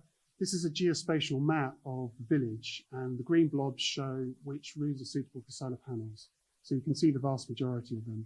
So we have built a business case with the Climate Action Group, and we started to engage in the community, inviting residents to sign up to a scheme where we will collectively purchase solar panels and install them across that village. This is a combination of domestic and commercial properties, and install battery storage as well.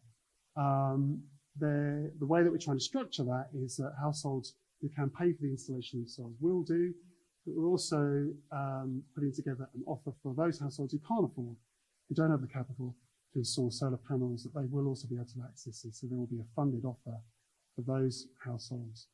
And that will be repaid back through the savings that they'll make from their energy bill for their property. What this will enable us to do, though, is have an interesting conversation with UK Power Networks about, right, actually, if we install all of these systems in this patch, this could tip the grid over the edge. So how are we going to be able to do that without incurring very significant upgrade costs that will be required to the grid? And how can we support the grid locally to deliver some services back to the grid through what's called flexibility? I won't say too much about that because I very quickly get to the edge of my technical knowledge of that. But the principle is quite an interesting one. And again, just gives us that opportunity to do something at scale and a bit more pace. And I'm really delighted to say that having had this conversation with Manningtree, we've then been approached by two, I've listed two neighbouring parishes, actually three now, who've come to us and said, we'd like to be part of this. It sounds really exciting, really interesting. We're having a very similar conversation with 4 of the parishes in the Colne Valley, which Jill is heavily involved in and is really helping us lead the charge there. So looking ahead, I mean, we want to do a lot more of this. So there's still a huge amount to do. So there is a lot of work still to do to build on those foundations. A lot of this good work is relying on volunteer time. That is not sustainable in the long term. The presentation about skills earlier on was really fascinating, but we need to find a way to get people in this sector, community energy, into paid roles as well to make it sustainable. And also help them grow, but also build out. There's nothing like being able to point to things. You know, if you build it, they will come. I really believe in that. So I think I'm optimistic that in the next 12 months, some of these projects will become a reality. It becomes much easier to then demonstrate the art of what's really possible. And also target some of the support in some of our more deprived communities. You know, some of our parishes in Essex now have levels of fuel poverty that are at 60%. That is quite shocking to consider. And we need to ensure that they don't get left behind. So thinking about this phrase, which is a just transition, which I'm sure many of you will have heard of, is going to be really important to us. And just lastly to say, please do get in touch. You know, I get approaches from parish councils on a weekly basis now. Often the conversation starts with, we'd like to put solar panels on your village hall. My response to that is, I would love to help you with that, but please let's think bigger. So please do get in touch if you're interested in what you heard this evening. I'd be delighted to have a conversation. Thank you very much for your attention.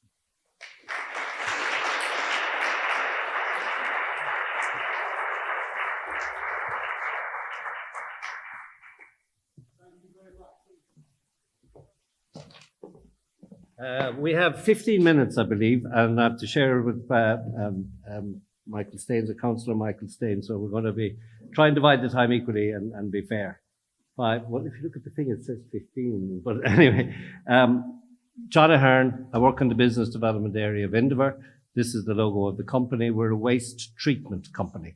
So you won't see Indover trucks on the road collecting waste, but what we build are the places where the trucks go after they've been to your home or to your factory or restaurant or anything else. I work in the business development area, so I'm always looking into the future and where the business is going. Gareth talked about the good, the bad and the terrible, I think. I'm going to give you a bit of the good, the bad and the ugly, just a slight variation on that. And I'm going to figure out how to do this now in a minute. Ooh. Wrong way.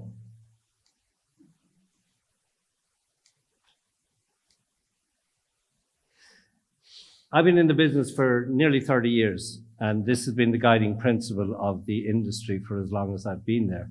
It's been the one constant in my time in the industry. It's the waste hierarchy. It's the guiding principle of how we should manage our waste.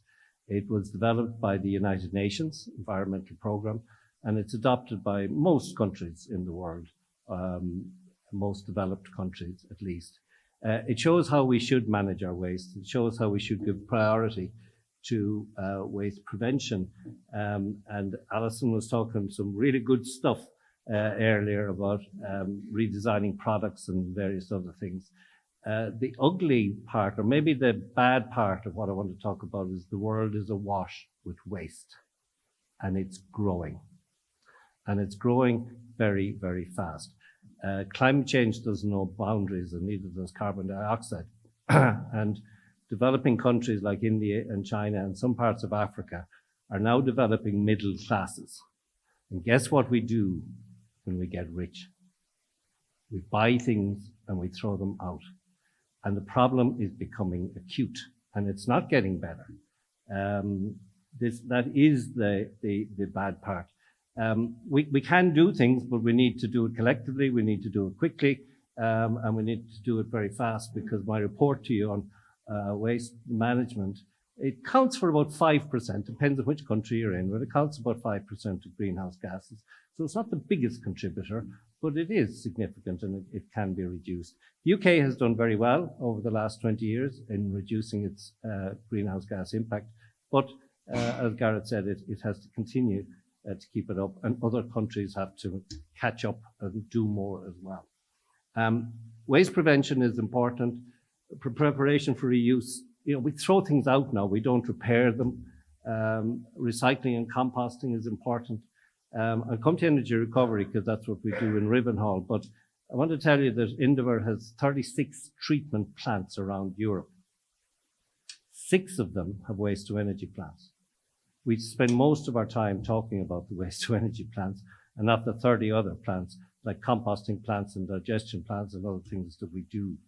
The world is awash with waste. One of the ugly statistics I'm going to share with you is 30%, depends which country, but we look at the world, 30% of food is wasted, either in production, in retail, or after the consumer has bought it. 30% of waste. It's a huge contributor of greenhouse gases because when it rots, it gives off methane. And the worst thing you can do is put it into a landfill, which happens in many countries. So we've a big way to go. What does integrated waste management look like? It's this.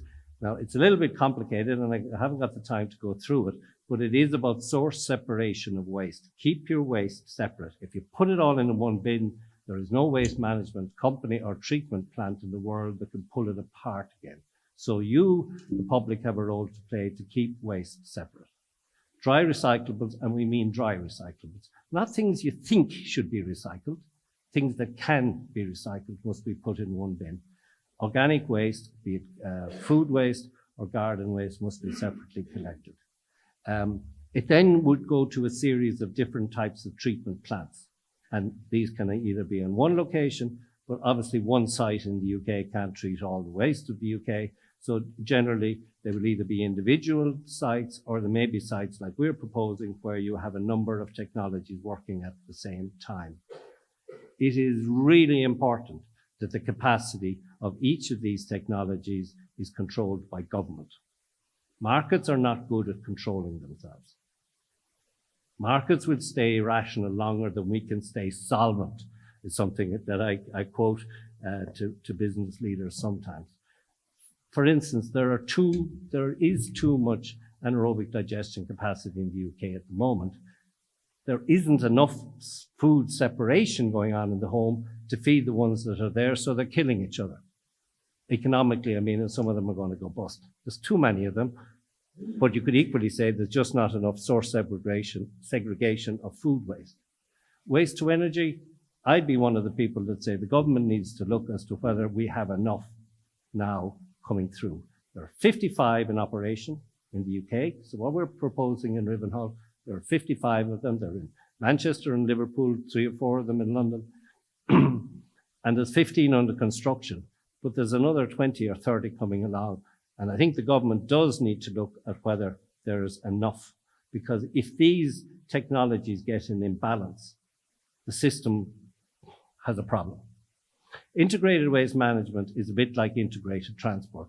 You need planes, trains, automobiles, bicycles and cars and everything.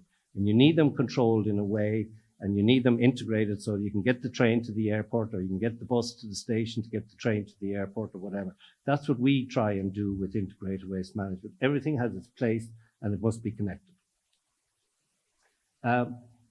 That's what Rivenhall will look like. It's under construction.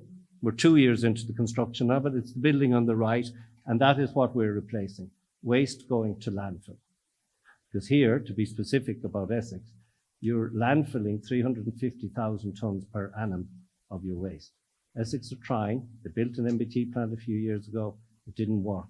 What we're proposing here is a plant that looks like the plant on the right. It will have a number of technologies. The waste to energy plant is already under construction.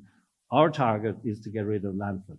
We then, in the waste to energy business, have to improve that and continue to improve the waste to energy, its efficiency and what we do with it.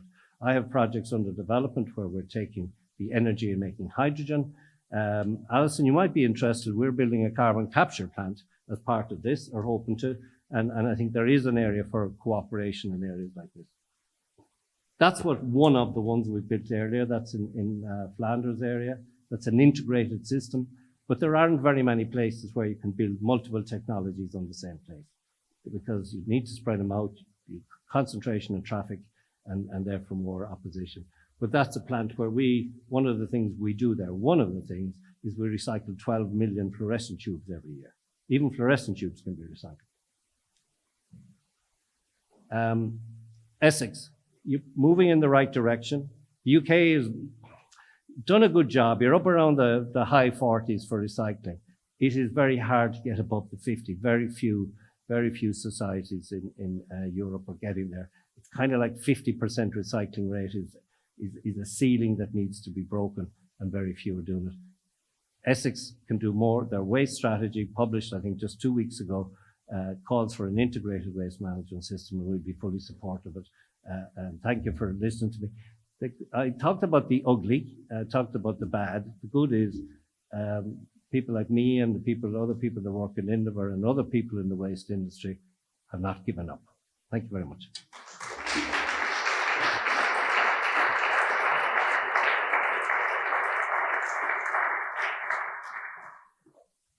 Now we're going to have Michael Spain, who's going to speak about the name.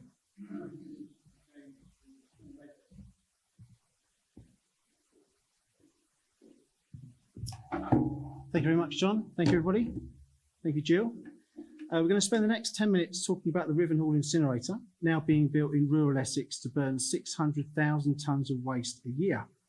The planning process, led by Essex County Council, imposed and then lifted all the conditions associated with the site, which was part former quarry, part mature woodland, so it was not returned to farmland. Instead, it was morphed into a local integrated waste management facility to treat only Essex waste, requiring on-site sorting and support to a range of other recyclables. It morphed again, dropping the recycling and sorting, but with the doubling of the incineration capacity. So now it's big enough to slip through Essex's limp grip altogether and become a national infrastructure site. 600,000 tonnes is about the same as an extra 100,000 petrol cars, each driving about 8,000 miles a year. Payne represents 7 parishes and about 4,500 members. The slide on the screen shows some common talking points about energy from waste. Incineration energy from waste slows the take-up and diverts high-quality investments away from the development of truly renewable energy schemes. The extent to which we're being greenwashed will only be evident after the event, as more global temperature records are broken, adding to the crimson on the right of Ed Hawkins's now world-famous temperature gauge.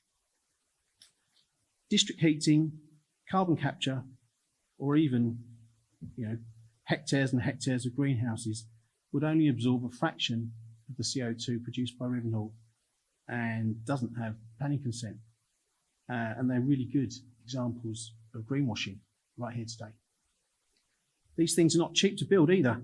In addition to the purchase of the land and the construction, millions more have been spent designing, public relations, lobbying government and host local planning authorities, baffling regulatory authorities with fancy theory-based models, and flying out dignitaries, consulting with folks, and generally greenwashing the general public with possibilities, all to secure as much profit as possible for as long as possible.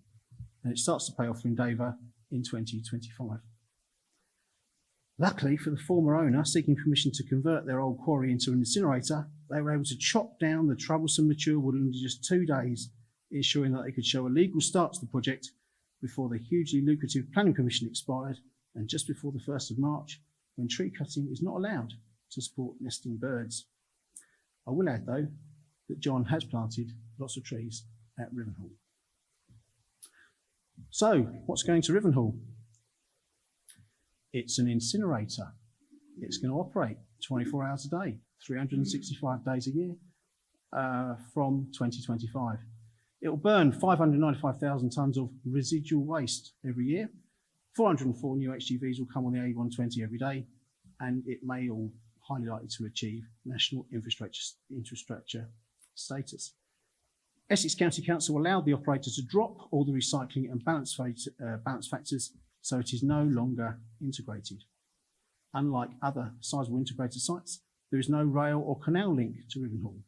There is only one way in for waste and out for the toxic ash, and it's by road using the A120. We and local residents hope to stop Essex County Council enabling the waste HGVs to use the B1018 from the A12 to A120, as it's not suitable, just like the B1024 that runs through Coggeshall. We even wonder, could burning the diesel needed by the trucks to get the waste in and the ash out of the site actually generate more electricity with fewer emissions than burning the waste?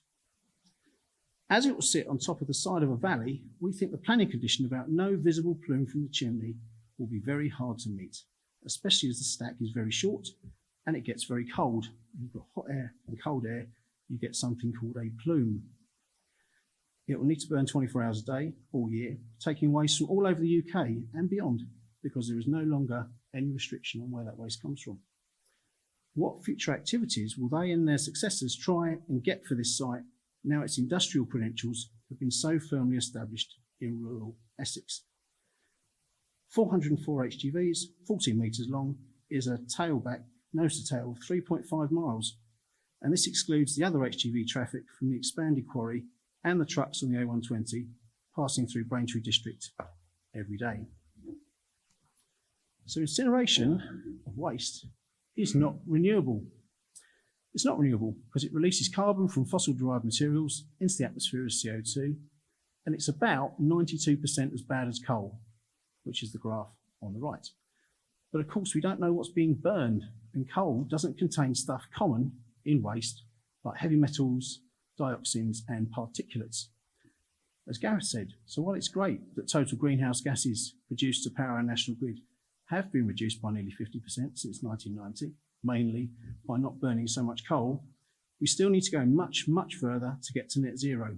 But we appear to hit a plateau, or worse still, seem to be going in reverse with a 5% rise in greenhouse gases. Let's just hope it's a one-off. Looking at the bar chart on the left, hope you can see it, the top red line with the worst CO2 per unit of energy produced is bales of pure plastic. You know, the stuff that's sorted but can't be currently recycled or repurposed. Incineration is just about the best way to release all that carbon into the atmosphere. So this next slide is a bit busy. Mostly a UK government slide. On the left, it aims to show that given the opportunity, half of consumers will pay a little bit more to be able to recycle a little bit more.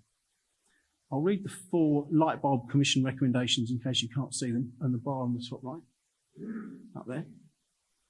First of all, recycle 65% of all waste and 75% of all plastic. Secondly, clearly label recyclable and non-recyclable. Number 3, restrict the use of hard to recycle plastics by 2025. Number 4, we've spoken about this a lot today, separate food waste collections by 2025. Now that's now law and happening. So boffins estimate that doing these 4 things could save about £6.2 billion between 2020 and 2050. And importantly, prevent 20 new incinerators from being built. This side, the folks at UK Win, which is UK without incinerators, have found that customers recycle less, consciously and unconsciously, when the local authority incinerates more of their waste. They've also found that over 80% of the residual waste sent to incinerators can actually be recycled. We know that the best sorting takes place at home and in workplaces, and not at expensive, centralised, smelly, and now demolished recycling centres in Basildon. The Rivenhall incinerator operator, quite rightly probably, refused to sort the waste, so that planning condition was dropped. It's just an incinerator. So let's look forward to 2025. 2 years' time, Essex County Council's inability or unwillingness to stop one of the UK's largest incinerators being built in rural Essex on a hill will be very evident for miles around and will be there for decades to come. Now, will this lead to people recycling less Essex? We'll see. Essex will also import more waste than it creates, especially as it strives to improve the county's recycling goals. The future of the site is likely to shift from Essex County Council control and onto the desk of the Secretary of State, which is even further away from locally elected councillors. The key issue is more HGV traffic and the excessive road wear created by their speed and weight. And as we speak, many of you will be aware the A120 is closed for another 4 months for yet more resurfacing, and it's done every 2 years. And this causes massive disruption and negatively impacts rural economic and social activity every time. The Regulatory Environment Agency has no resources to test the hypothesis they approved in granting the incinerator operator licence. They will just have to use the emissions data provided by the polluter to give reassurance to legal emission levels. Either the district or county councils will establish, maintain and transmit real-time air quality data, so a public response will be required to stop anybody marking their own homework, and in order to identify and share any issues as they arise as quickly as possible. Just a reminder, 100% of everything going into Rivenhall will be burned, with no residual waste being salvaged or recycled. An inflexible feed contract and a pursuit to reduce landfill may ensure Rivenhall reaches its burning capacity, but it seems like the profits of the polluter come at the expense of Essex residents. Oh, and 30% of the waste coming through the gate will still need to be buried, but this time it's toxic ash. I wonder if they'll ask to fill the new quarry with that waste. So what can you do? You can tell Essex what you think. They're running a current waste strategy consultation, so we can do that. I regret we're not here today to discuss smart alternatives used for much of the residual waste that could be recycled or repurposed to lock in the carbon. This is a problem other countries are addressing without resorting to burning waste, and we'll leave that to Alison and the folks here at Colchester Institute to deliver some clever ways to fix. Nor are we here to say that burning isn't the best option for some stuff, like medical waste or drugs. Nor are we here to say keep a very close eye on any planning applications for current or former quarries near you. I'd like to nearly close with a request for you all to visit and participate in the new 30-year Essex County Council Waste Strategy Consultation, especially you kids sitting at the front. As you read it, you can make up your own minds, sorry, young adults, that's patronising. As you read it, you can make up your own minds regarding the direction of travel and comment on any apparent conflicts. It will also be interesting to see what role climate change has in the looming general election, as highlighted by Lord Deben. And our candidates cannot ignore this subject if we write to them. So let's do it. As the National Infrastructure Commission alludes, it's unrealistic for consumers to have sole responsibility to avoid buying hard to recycle stuff, or expect consumer pressure alone to wean producers off using this hard to recycle stuff.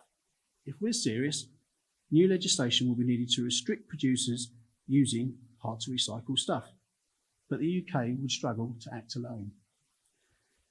As there's no age limit for participation in the consultation, please ask your friends to all look at it and participate, because you'll be inheriting this strategy. I'll leave this with you. There is a plume plotter, which was generated in 2016, and it shows the prevailing wind and where all the stuff goes. So that's potentially a range of things you can see from the slide. I just want to make the point that as producers and legislators enable consumers to manage recycling more effectively, and the use of the hard to recycle stuff is hopefully restricted, the volume of residual waste going to incineration could and should fall quite quickly. Do you remember, you probably don't, those single-use plastic bags we all used to get in the shops before 2014, and now we don't? 98% of that has dropped off. This could be like that if we act. If the 4 National Infrastructure Commission recommendations highlighted before are implemented, then the massive overcapacity in the UK's unregulated incinerator industry, which John is concerned about, will be bigger and happen more quickly than suggested in the graph on the bottom left. And that's good. One hopes that the Essex incinerator is the first to be shut down as the feed dries up, and not the last one standing. I sincerely hope that Essex and other local authorities learn the lessons of the past and do not agree to highly imbalanced and inflexible feast-weighed tonnage contracts which prevent them from recycling ever more proportions of residual waste and oblige them to send otherwise perfectly recyclable material into the atmosphere, releasing the CO2. Thank you.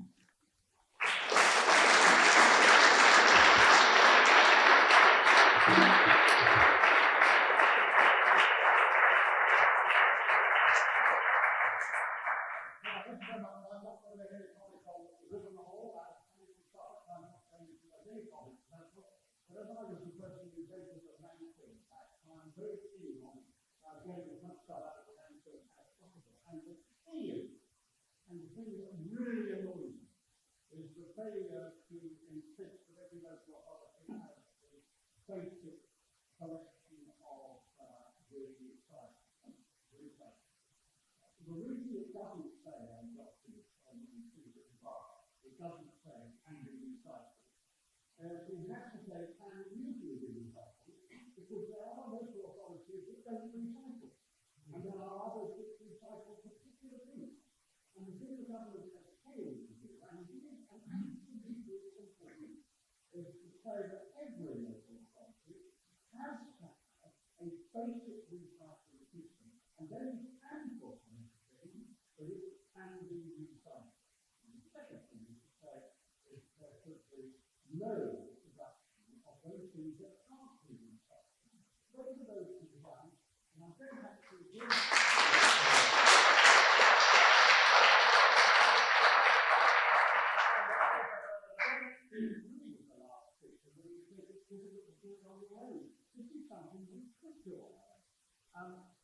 Brad and I disagree about renewable and I just have to tell you that the very simple thing is if you do it,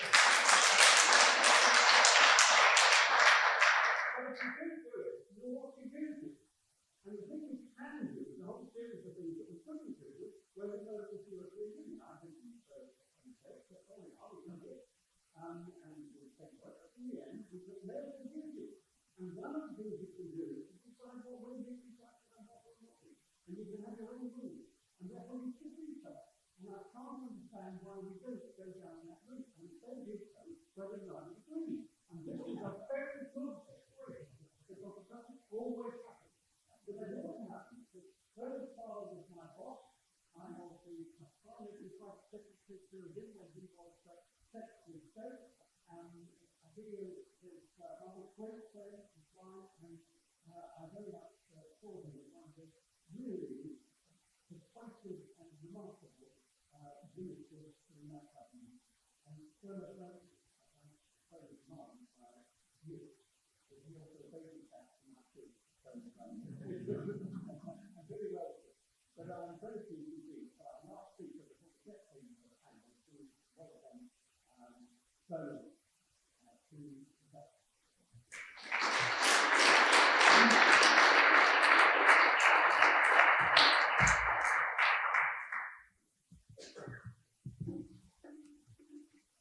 Right, do I get a slide?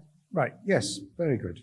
Well, good evening, ladies and gentlemen, and I'm very grateful to be invited to this 7th hot debate, and I congratulate Jill Bruce on that achievement and thank her for the invitation to speak here again. She's a relentless challenger of government and complacency about the future of our planet, and while we might not see eye to eye on everything, Jill, you've certainly prompted me to reflect profoundly on how we should meet the climate challenge, and I'm very grateful for the work that you've done and the example that you set.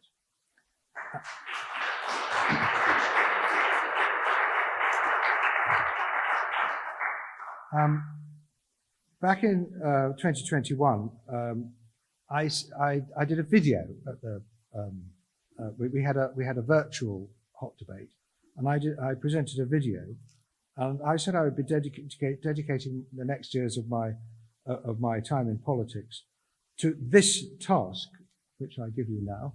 There's me in the video, but and what I committed to was, and I quote, that the UK should be enabled and that our government should be held accountable in order that it grows the capability and capacity to develop national strategy, the ends and the ways and the means, to deliver a viable future which the world's children and grandchildren deserve to inherit from us. And that's a big project. It is about fixing the system, but it's about fixing the system we've got. By the way, John, I'm terribly sorry. I didn't put my hand up when you asked me to put my hand up. But I don't know whether I've got an excuse. But we do need to fix the system because governments of both the main parties have found the system is not very well adapted to thinking cross-departmentally, outside the box, so to speak. And we thought the decks were clear in 2021. We got out of COVID, but then Putin started to starve Europe of gas supplies, and as a prelude to the invasion of Ukraine, and these things happened. Now, it's just worth thinking about this because this has absolutely changed the world we live in. Inflation has gone through the roof, consumer prices, gas inflation particularly, and consumer prices, and government bonds. The price of government bonds, the yield on government bonds, the cost of borrowing for government has rocketed. Now, everyone, we created our own mini crisis, but this is happening across the world. The United States has now got record bond yields, and this is putting up the cost of everything. The cost of financing wind turbine development in the North Sea has rocketed because of the cost of borrowing money.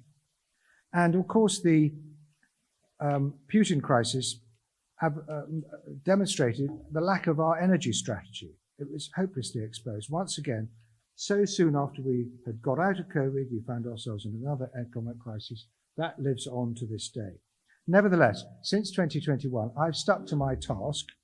I've devoted my time to that project, working cross-party and with supporters in Whitehall, about how to get governments now and in the future to think big, to think long-term, to work across departments on the issues that most matter to everyone's personal, economic, and environmental security. And this autumn, the committee I chair in the House of Commons is conducting an inquiry into strategic thinking in government. And there's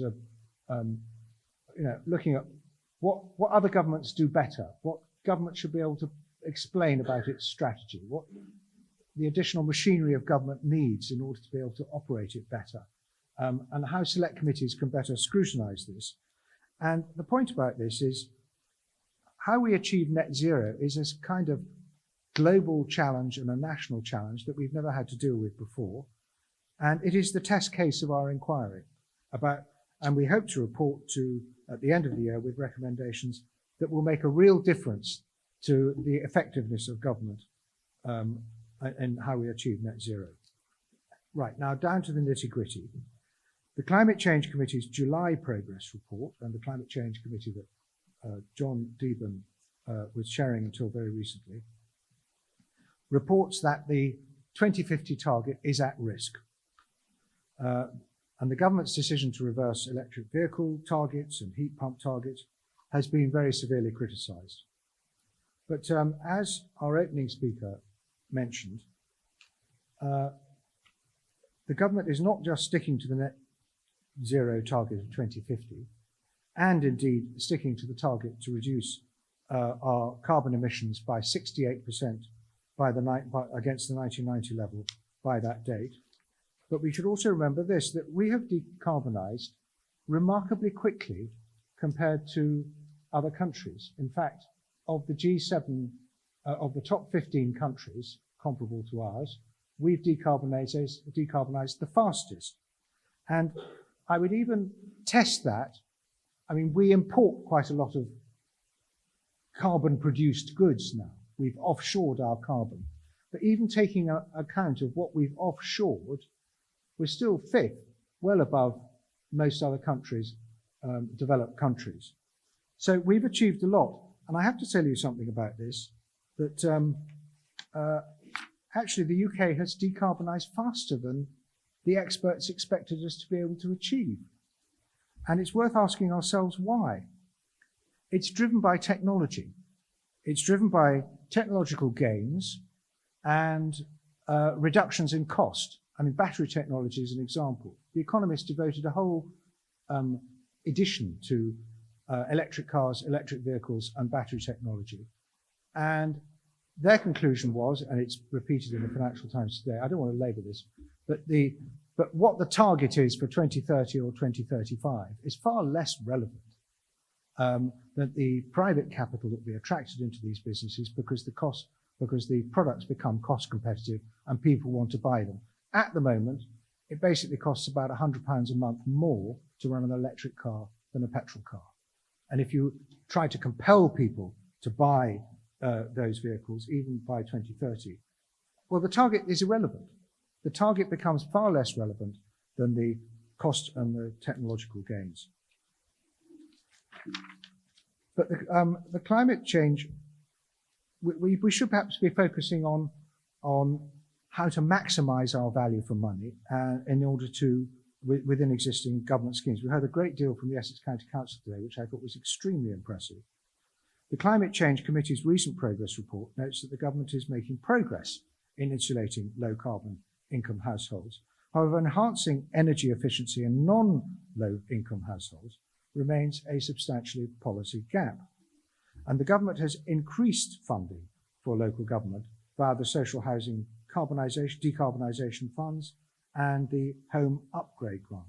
And as we heard, we're going to have the Great British Insulation Scheme, which is aimed at non-low income households and will deliver 376,000 measures over the next 3 years. That's still not enough, but in the current economic climate, compelling households to spend their money on insulating their homes would be unworkable, and the government cannot afford to pay for everybody's insulation, however large the household is. We could make home insulation schemes more efficient by offering longer term funding, and this slide shows how the money gets allocated. What happens here is Greater South Net Zero Hub currently bids into a government fund for home insulation grants, and last year allocated 17 million to Essex County Council. Last year, Essex County Council managed to spend about 8 million of that, but they had to send the rest back to the department. Well, I'm asking questions in Parliament about why this is happening, but it's also happening in the Retrofit Academy, which provides training for home insulation fitters. The on and off cycle of funding means that the county council has to reapply for grants each year and then rehire the personnel for each round so that companies can never be certain about what training availability there will actually be. But looking at overall picture, where is the fastest, most effective gain on decarbonisation to be made? And the biggest single gain is still to be made in decarbonising our electricity generation, and the target remains the same, to have completely decarbonised by 2035. So this slide is straight out of John Deben's report, and it shows the different sectors of what decarbonisation can contribute. But what this shows here is that in the red circle is the decarbonisation of electricity. Quite a lot of it's green, but some of it's yellow. I think the green's got lost there, hasn't it? But that target is at risk. And this is a very good example of where there isn't enough strategic thinking in government. And the Climate Change Committee actually said that the government has not yet published an overarching standalone plan or strategy for delivering a decarbonised and reliable electricity system by 2035, in particular that is resilient to plausible future extreme weather and extreme demand scenarios. And over the last 2 winters, we've been perilously close to brownouts or blackouts because of the intermittency of wind and the intermittency of solar and the reduction of coal, which has made us very dependent upon gas, largely imported natural gas. Don't underestimate how much we've achieved. This is where the really big gain has been made.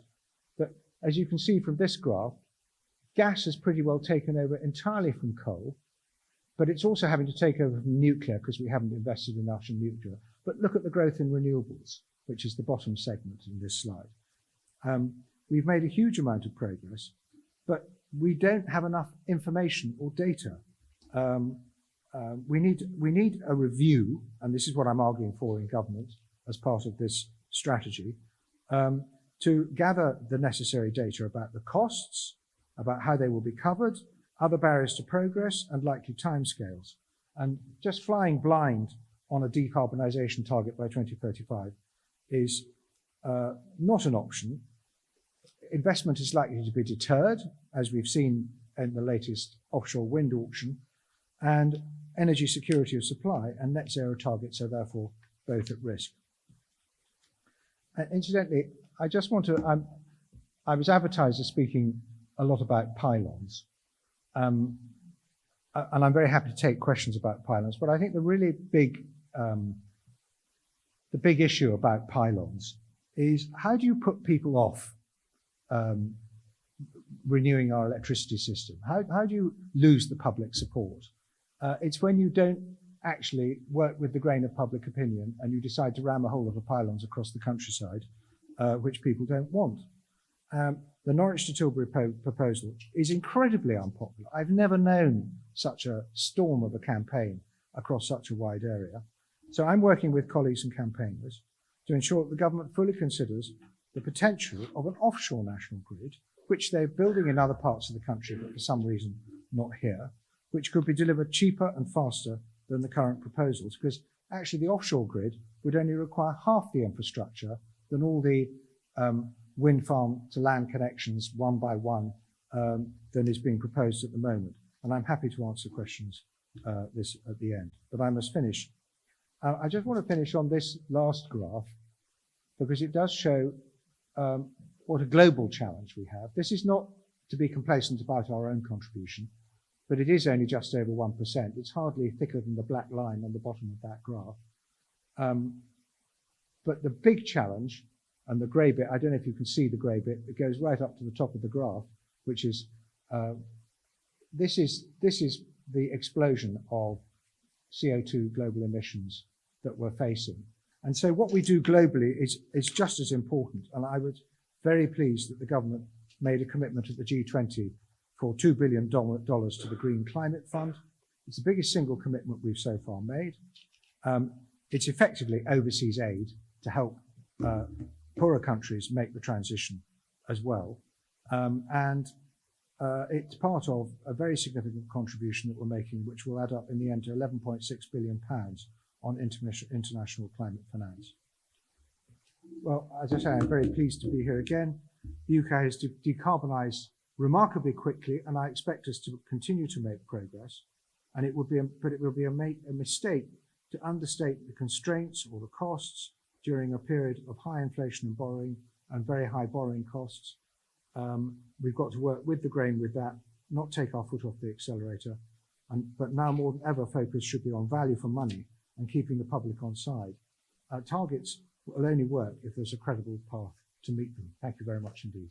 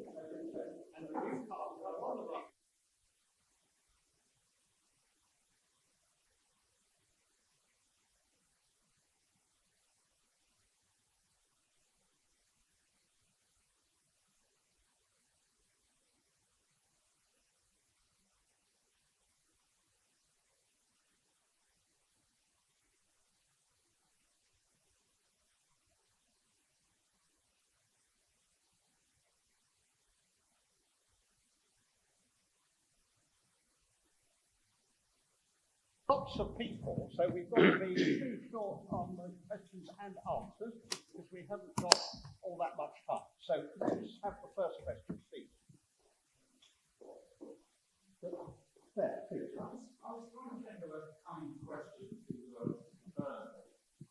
to expose his government's ridiculous impact on mitigating climate change. But I think his presentation has done that for us all already. So my question really is, what in Gareth's piece, in Gareth's piece, his presentation, what in that presentation would you and the government disagree with? Well, I'm working with the government. I'm part of a faction in the Conservative Party called the Conservative Environment Network, and we're constantly pressing the government to do more, to do practically what it can in order to speed up our decarbonisation. That's what I do. But your party has done so little.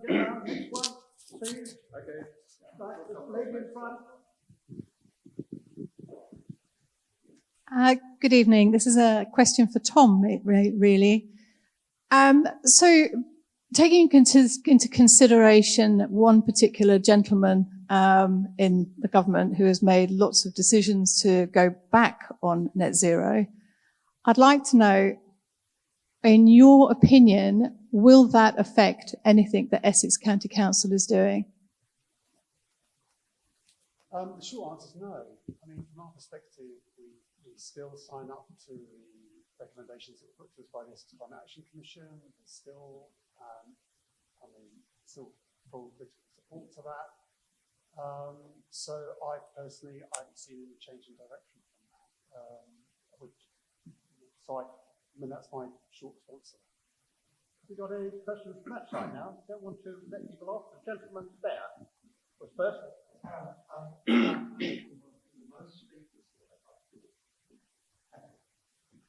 I've heard from most speakers here speak about Britain as a climate leader. I'm wondering if there's anyone here who can tell us the name of the country that next year is going to be reaching peak fossil fuel usage next year, new prediction next year. And it's also a country that sees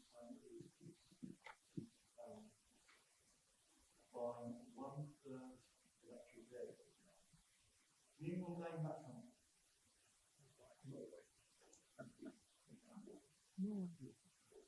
Well, I'm not sure that is the kind of question that I'm going to press on anybody on the platform because I don't want to embarrass them. It's So appropriate. you obviously know the answer. Appropriate at an educational institute that we should be tested, I guess. But, I mean, it could be the US, I suppose, very big.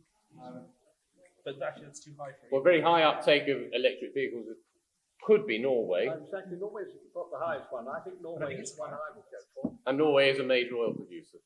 And provider of fossil fuels to the UK. You may be right, but the country that's underway is China. Well, can I just say, one of the great tricks that people play is say Britain's got only that much, China's got that much. Unless they do it, why should we do it? Yeah. The truth is exactly that China is doing more than any other country in the world. It has actually got a new program for offshore wind, onshore wind, and photovoltaics, which will bring it to a situation in which it will be the envy of the world. Now, I don't like China, and I don't like the Chinese government, but I put this to the one issue for the British government is this. They have accepted that climate change is happening in China, and they're turning it to their economic advantage. So they're producing the electric cars, which we will be buying. They are producing the photovoltaic cells that we've got. And one of the problems we have in Britain, and it's not just the present government, it's the opposition as well, is that we're too timid about it. What we ought to be doing is getting out there and turning this into the benefit for the nation and making it the sort of country which can export and deal with these things in the effective way that the Chinese have done. If we did that, and if we took what the chairman of Ford said about what he wanted for government, he said he wanted, first of all, ambition. Secondly, he wanted a government which was committed. And thirdly, he wanted a government which was coherent and consistent. And those three things we need. If you have that, then we can have a country which is able to use the changes which we've got to make for its own benefit and the growth and the new jobs which come. And it's because all politicians, right across the board, are too lily-livered, too unwilling to move. And that's why we've got to press them all of them.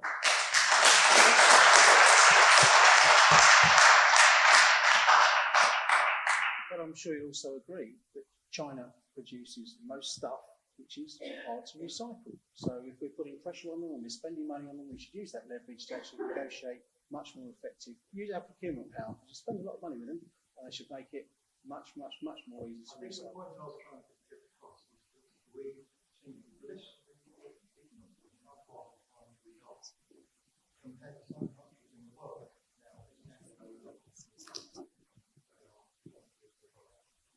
Now, but we think these countries have a very insular about what's going on globally.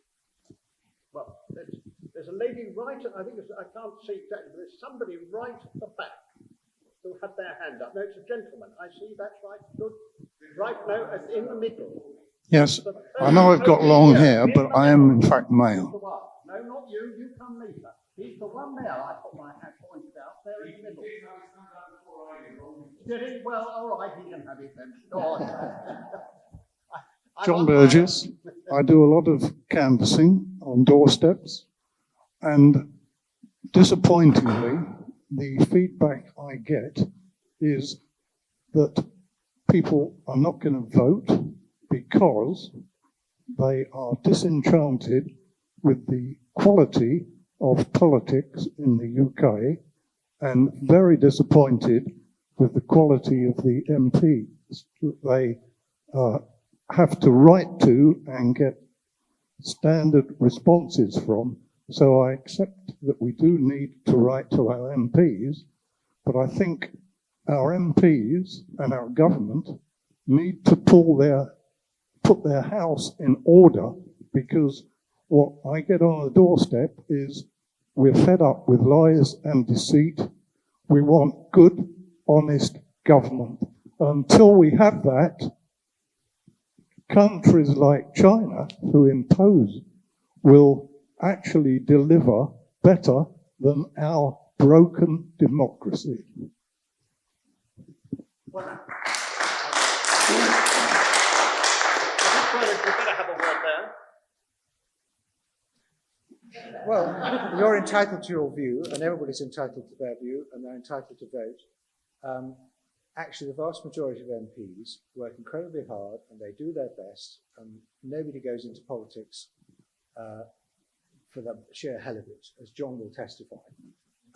And I find I don't know whether I will be re-elected at the next election. It will be up to the voters. But I find that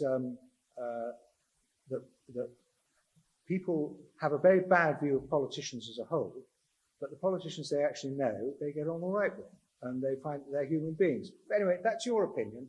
I'm the first to accept that politics gets a very bad reputation. I'm the first to accept that politicians have got a very bad reputation. Well, I'll tell you one of the reasons why. It's because we have a press which is owned by people who don't live here, don't pay taxes here, and write rubbish. That's one of the reasons. And so if they've got something nasty to say about it, I have to say, I was a member of Parliament for nearly 40 years, and I can say that members of Parliament in general, of all political parties, are there to do the best they can for the nation. And the reason that we've got this problem is that the press in particular are now making it almost impossible for any decent person to go into politics, because they spend their time trying to find something which is deleterious, true or untrue. I had one, I'll say, 3 or 4 years ago, I had 7 pages in the Mail on Sunday, all of which was rubbish, all because they don't like the fact that I'm fighting against climate change, because they don't like the fact that some of their advertisers will in fact suffer from that. So I just say to you, we are creating a society in which more and more people won't actually go into politics, because they're decent, because they are made to be they and their family are destroyed. And I know that because, after all, I have a son who was a cabinet minister, so we do know what the effect on the family is. And it's not a party political thing at all. The same thing is happening with Labour politicians and Liberal Democrat politicians. So one thing I really do feel strongly about is if they say that on the doorstep, you tell them it isn't true, and if they don't vote, then of course they'll have politicians they don't like. They should make sure that they do vote, and they vote for people who, if I may say so, are honest, decent people. You may not like Bernard's views, but you do have to say he's honest, decent, and actually tries to represent his constituents. That's a perfectly good thing to do. And there are many Labour members who do the same, and we've got to stand by them, otherwise we won't have a democracy, as a matter of fact. Anyway, I've said all I'm going to say now. The lady there. Anyway.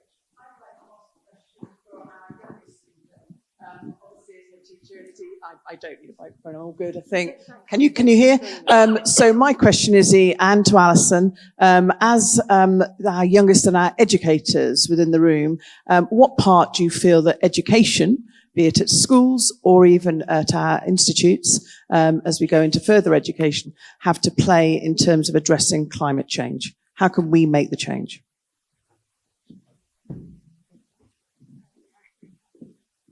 Schools really need to nurture their children on how they tackle climate change issues in the real world.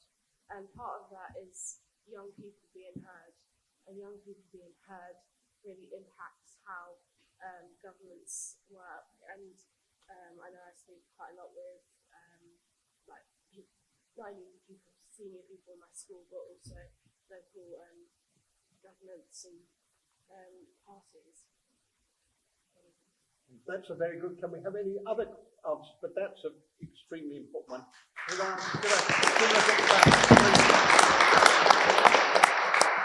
Their world that we have been destroying. That's why we've got to listen. Any more? We're going to answer on that? Yes, do. You certainly should. Sure. I mean, I think I covered an awful lot of bits and pieces in my presentation earlier, but I think the great thing is that we're actually largely pushing on an open door with young people today. And it's wonderful to see the level of interest and the level of commitment to climate change that the vast majority of our 16 to 19-year-old students bring with them to college. And it's just a case of providing them with the facts and letting them open their minds to what they can do.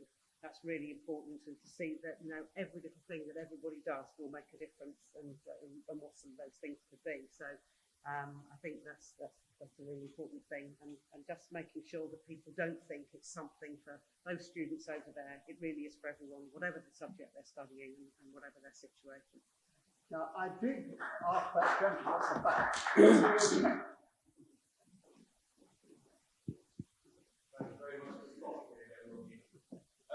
Following on from your point about politicians being too living middle, and also to convert the Savannah's point about getting the voter on the side.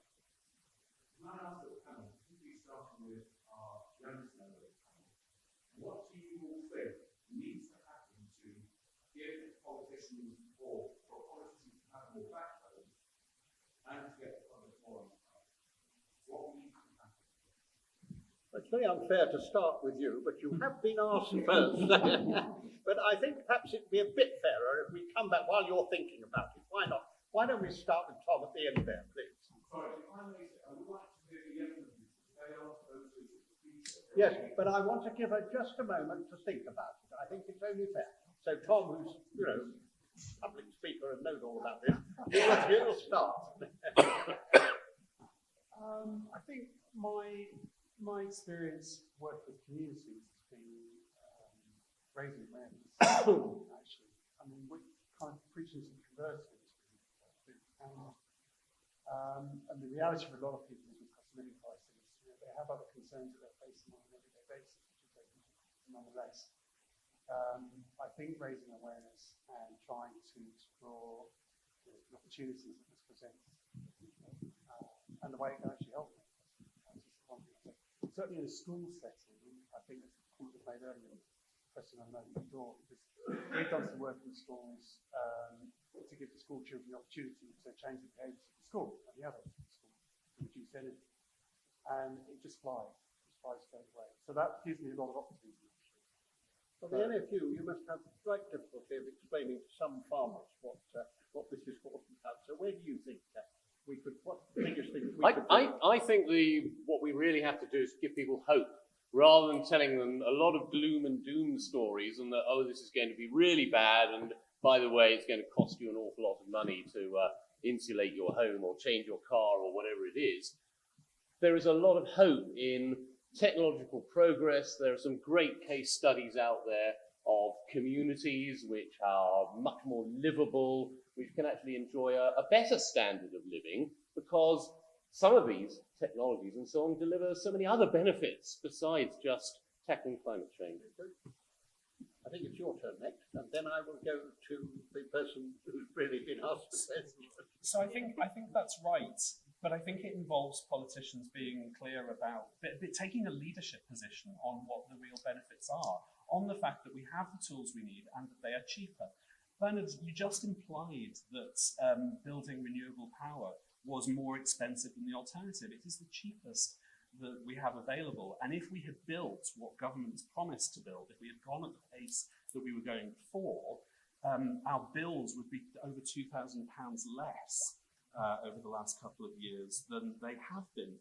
And the fact that we have gone slow on renewables has put an extra 60 billion of costs onto the UK in terms of the gas that we have to import. So it's a shame that in this process of let's slow down on net zero, you and other politicians are implying that is where the costs lie. That's where the savings lie. That's where energy security lies, not in the North Sea with oil and gas. So I think politicians need to take a leadership position and help explain where the savings really lie, where the energy security really lies, and where the bill savings lie.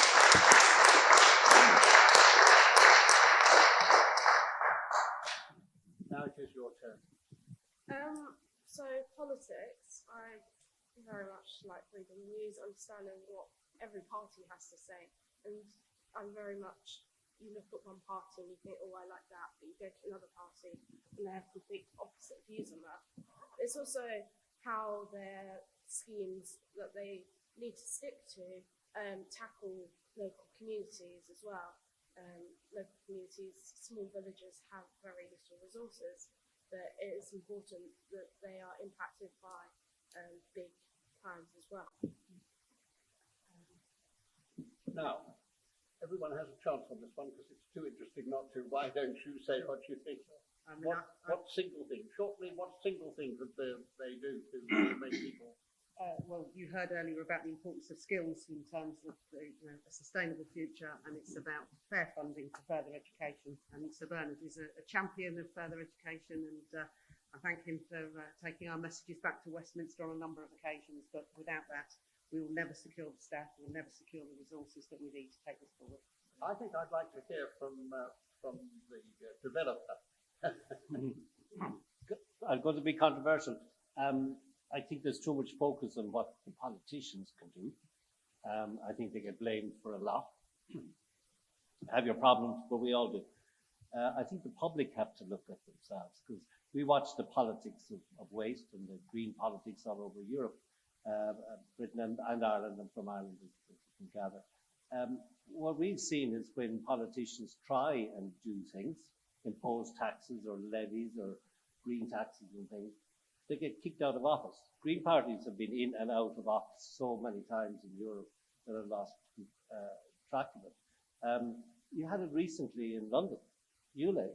I don't know whether that was the reason why the vote changed or not, but a lot of people seem to think it was, but the public didn't want it. So the public, I think, have to look at themselves too.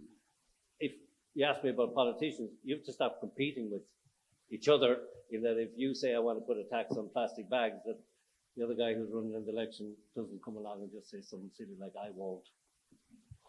Well, I suppose you're Bernard, a short answer from you. Well, I think people want politicians to be honest and straightforward. And I don't think they want politicians to indulge in wishful thinking. And I have to say, Gareth, that the idea that renewables are much cheaper and therefore all we should do is renewables, the lights would go out because, and the only reason why wind power is measured as cheaper than natural gas was, and probably will be again, is because the intermittent wind does not have to carry the cost of its intermittency. That's carried by the system. Now, if wind had to bid for firm supply contracts and had to buy in the standby generating capacity in order to provide a constant supply, wind wouldn't be so competitive. Why have we got green levies on our electricity bills if renewables are so much cheaper? I think they're getting cheaper. I think there's great cause for optimism, and I think the development of battery technology will enable us to use renewables much more extensively. But if we just go for intermittent renewables and cut out the base load, the lights are going to go out. And that's why we need this review about 2035. That's why we need this review about 2035, because we don't have the data. We don't have the costs. You produce the figures that bear out exactly what you say. You produce them for me, and I will then be delighted to look at them. I really will say this. The Climate Change Committee has produced those figures. There is no need for a review. We know perfectly well. But your own paper calls for a review. With great respect, the review I quoted from your report. The review we've asked for is that the government should do a review about how it claims it's going to reach net zero, because we think that what it said so far, it is not going to reach net zero. So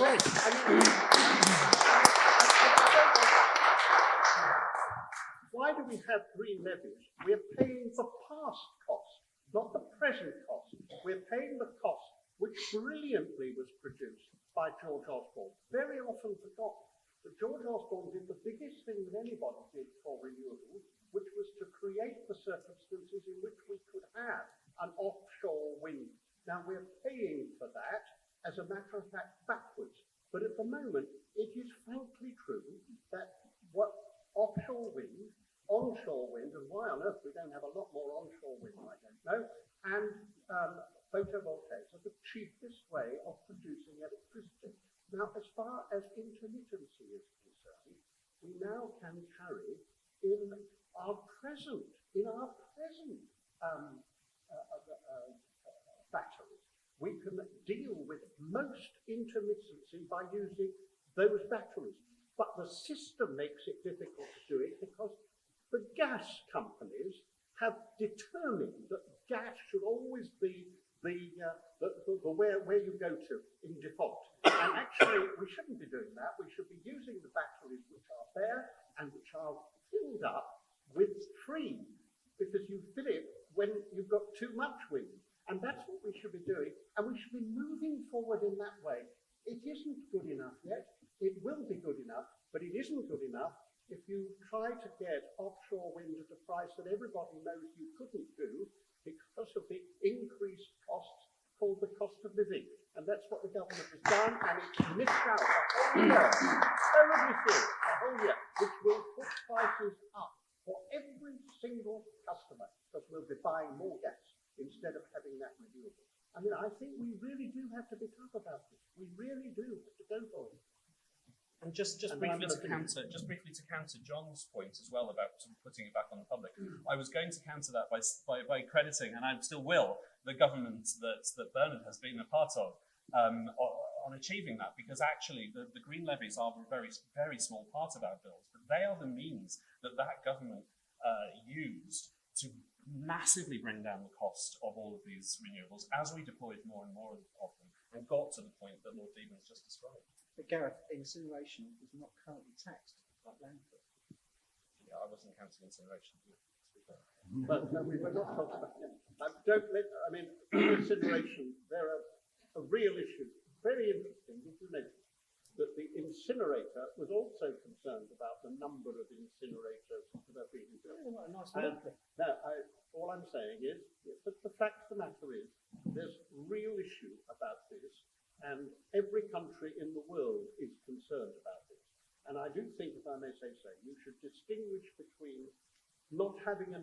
incinerator here, wherever it is, and not having incineration. Because those two things are different.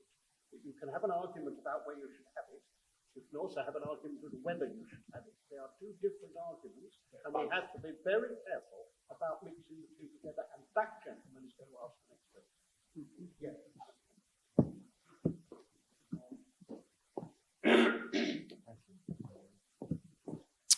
I would, well, bearing in mind that net zero is a target, I wondered what the panel think about Bernard Jenkins'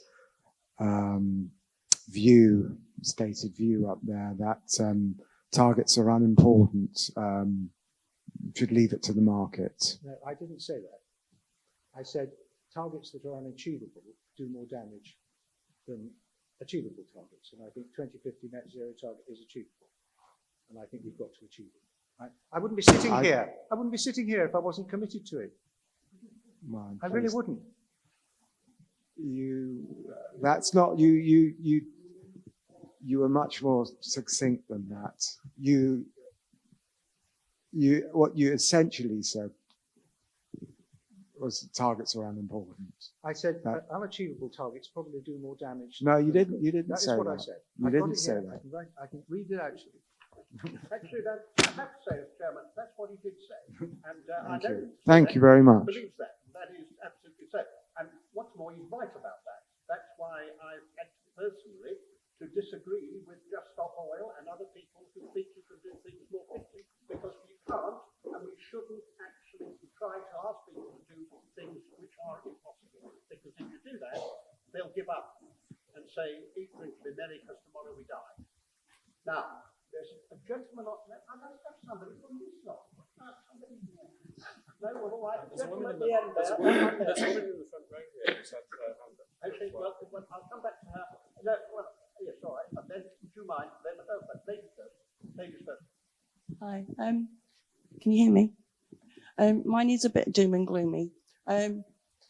Last year, across Europe, 61,000 people died because of the heat waves. That is a fact. Some of them were in Britain as well. This year, I can't remember who said it, but you said we were all right this year. Well, actually, we weren't, because the jet stream protected us. If the jet stream had been above us, where it should have been, we would have been subjected to those 50 degrees heat waves. We would have had problems. Can I ask, it's a bit of a weird one, what is the government doing to help people that are going to succumb to heat wave stress? Because cars don't just produce CO2 and NOx and particulate matter. They also produce heat, where electric ones don't. So the biggest problem on our roads, obviously, transport, it is the biggest producer of heat in our cities and towns, because we live in there, and in the towns where you've got motorways are not sort of in towns, they go around towns, but in cities and in towns, you've got cars everywhere producing heat everywhere, people going outside schools waiting for their kids to come out with their engines idling. And we know that because they've got two schools either end of our road. That comes to the end of the question. Yeah. Also, just very quickly to say that I was only saying we were okay this year as a thing to set up that I then knocked down. We definitely were not, and we will not be exactly for the reasons that you just said. There is a problem, isn't there, Bernard, about heat, because people don't realise just how damaging increases in heat are going to be. And in this part of the country, a shortage of water is now going to be a real issue. And I just wonder, oughtn't we to be more, put a bigger emphasis on adaptation? Because this part of climate change is going to happen whatever we do. Well, I'm very struck by your report about how much is about adaptation. And we don't debate adaptation nearly so much as we debate carbon and global warming. But I think adapting our domestic water systems to consume less water, for example. I mean, I don't know whether in your house you've got a push-button flush. Now, push-button flushes are very convenient and they're rather stylish, but actually the push-button flush is most likely to go wrong and to leak into the system constantly, so you're in fact consuming more water. And we should ban push-button flushers because they are hugely wasteful of water.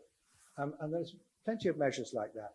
I mean, okay, just going back to the very first question, there's something I disagree with the government about. I think we should regulate that. I think, and incidentally, I thought of another one. I can't imagine why we're still building houses which are now got very high insulation standards, but they've got no solar panels on the roof, and they've got a gas boiler. The problem with heat pumps is retrofitting them to older houses that are difficult to insulate. The technology's not ready yet. But why are we still building new houses which are properly insulated without heat pumps? I can't understand it. And I don't know why the government doesn't just do that. So something else I disagree with the government about. I'm going to be in trouble if I don't draw us to a close because we're well over the time. But I just want to very much support the issue of the lavatory. The truth is, the Victorians were right. You shouldn't have a closed, coupled loo. You should put it out in the air, and then you get the benefit of the gravity. And you halve the amount of water that you use if it's up there. This is entirely a bit of action. We should put it back up there and pull the chain, and it will be very much better.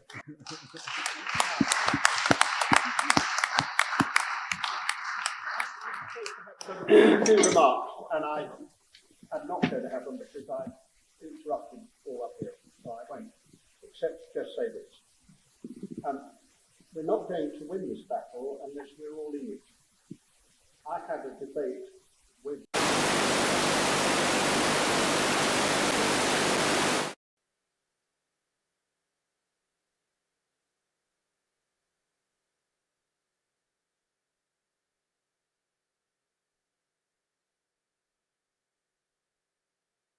Bennett, the Green member of the House of Commons. She, in the middle of her speech, said, well, of course, I don't mind what individuals do. I want system change. I want to say exactly the opposite. We're not going to change the world unless we start with ourselves. And ourselves, and that's about our choices. It's about knowing the facts. That's why the first line on our little line is getting to know the facts, getting the facts. Because you can't do anything unless you know the facts. So you know what to buy and what not to buy, what to avoid. It's facts like you never buy Esso petrol ever, ever, ever, because ExxonMobil is the most damaging company in the world. And they have done more damage than anyone, so you don't ever buy them. And you make those kinds of decisions. So the first thing is individuals make the facts. And anyway, you're not going to convert anybody else unless you do it, as you well know. I mean, I have an electric car. I could not have an electric car. Because how can I ask other people to do it if I don't have an electric car? I have a heat pump, and if I don't have a heat pump, I can't see how I can ask other people to do it as well. So, first of all, you have to do it. Secondly, you have to play your part in every organisation you have. Around here, there'll be people who belong to Rotary, belong to Women's Institute, belong to churches, Catholic Church, Anglican Church, whatever it is, you belong to groups. You can help to move them in that way. The two organisations doing most individually themselves in this country about climate change is, surprisingly enough, Church of England and the Catholic Church. They're both committed, they're both doing it, they're doing it at every level. Well, you can help them if you have to be a church person. If you're not, you help one of the other organisations. You make this happen. And then, if you do that, when you go to see your member of parliament, not right, you go and see him. And you get a book, you book him in surgery. And if they say, what do you want to talk about? You say, it's a private matter between me and the member of parliament. You don't start, otherwise, there are a lot of members of parliament, not Bernard, I have to say, but a lot of members of parliament who, if you say climate change, they'll do their best not to have you. So you just say, I've got a private matter, I want to talk. And that's what the job is. And then, but you can do that if you've been doing your own thing on the way. And then you can go and tell him or her what it is that you've been doing, why you've been doing it, and who you've been doing it for. So take your child with you, if necessary. Make sure that people understand that it's that generation who is going to be destroyed. Never forget, it's even people as old as me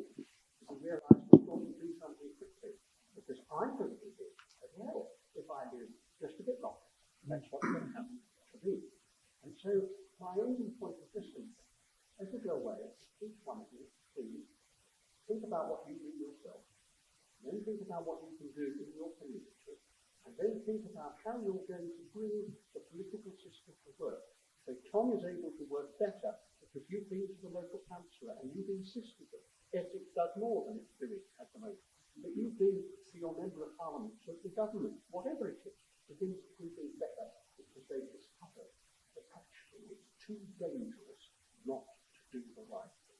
We have to change the way the whole community works, and it starts with you. Thank you all very much.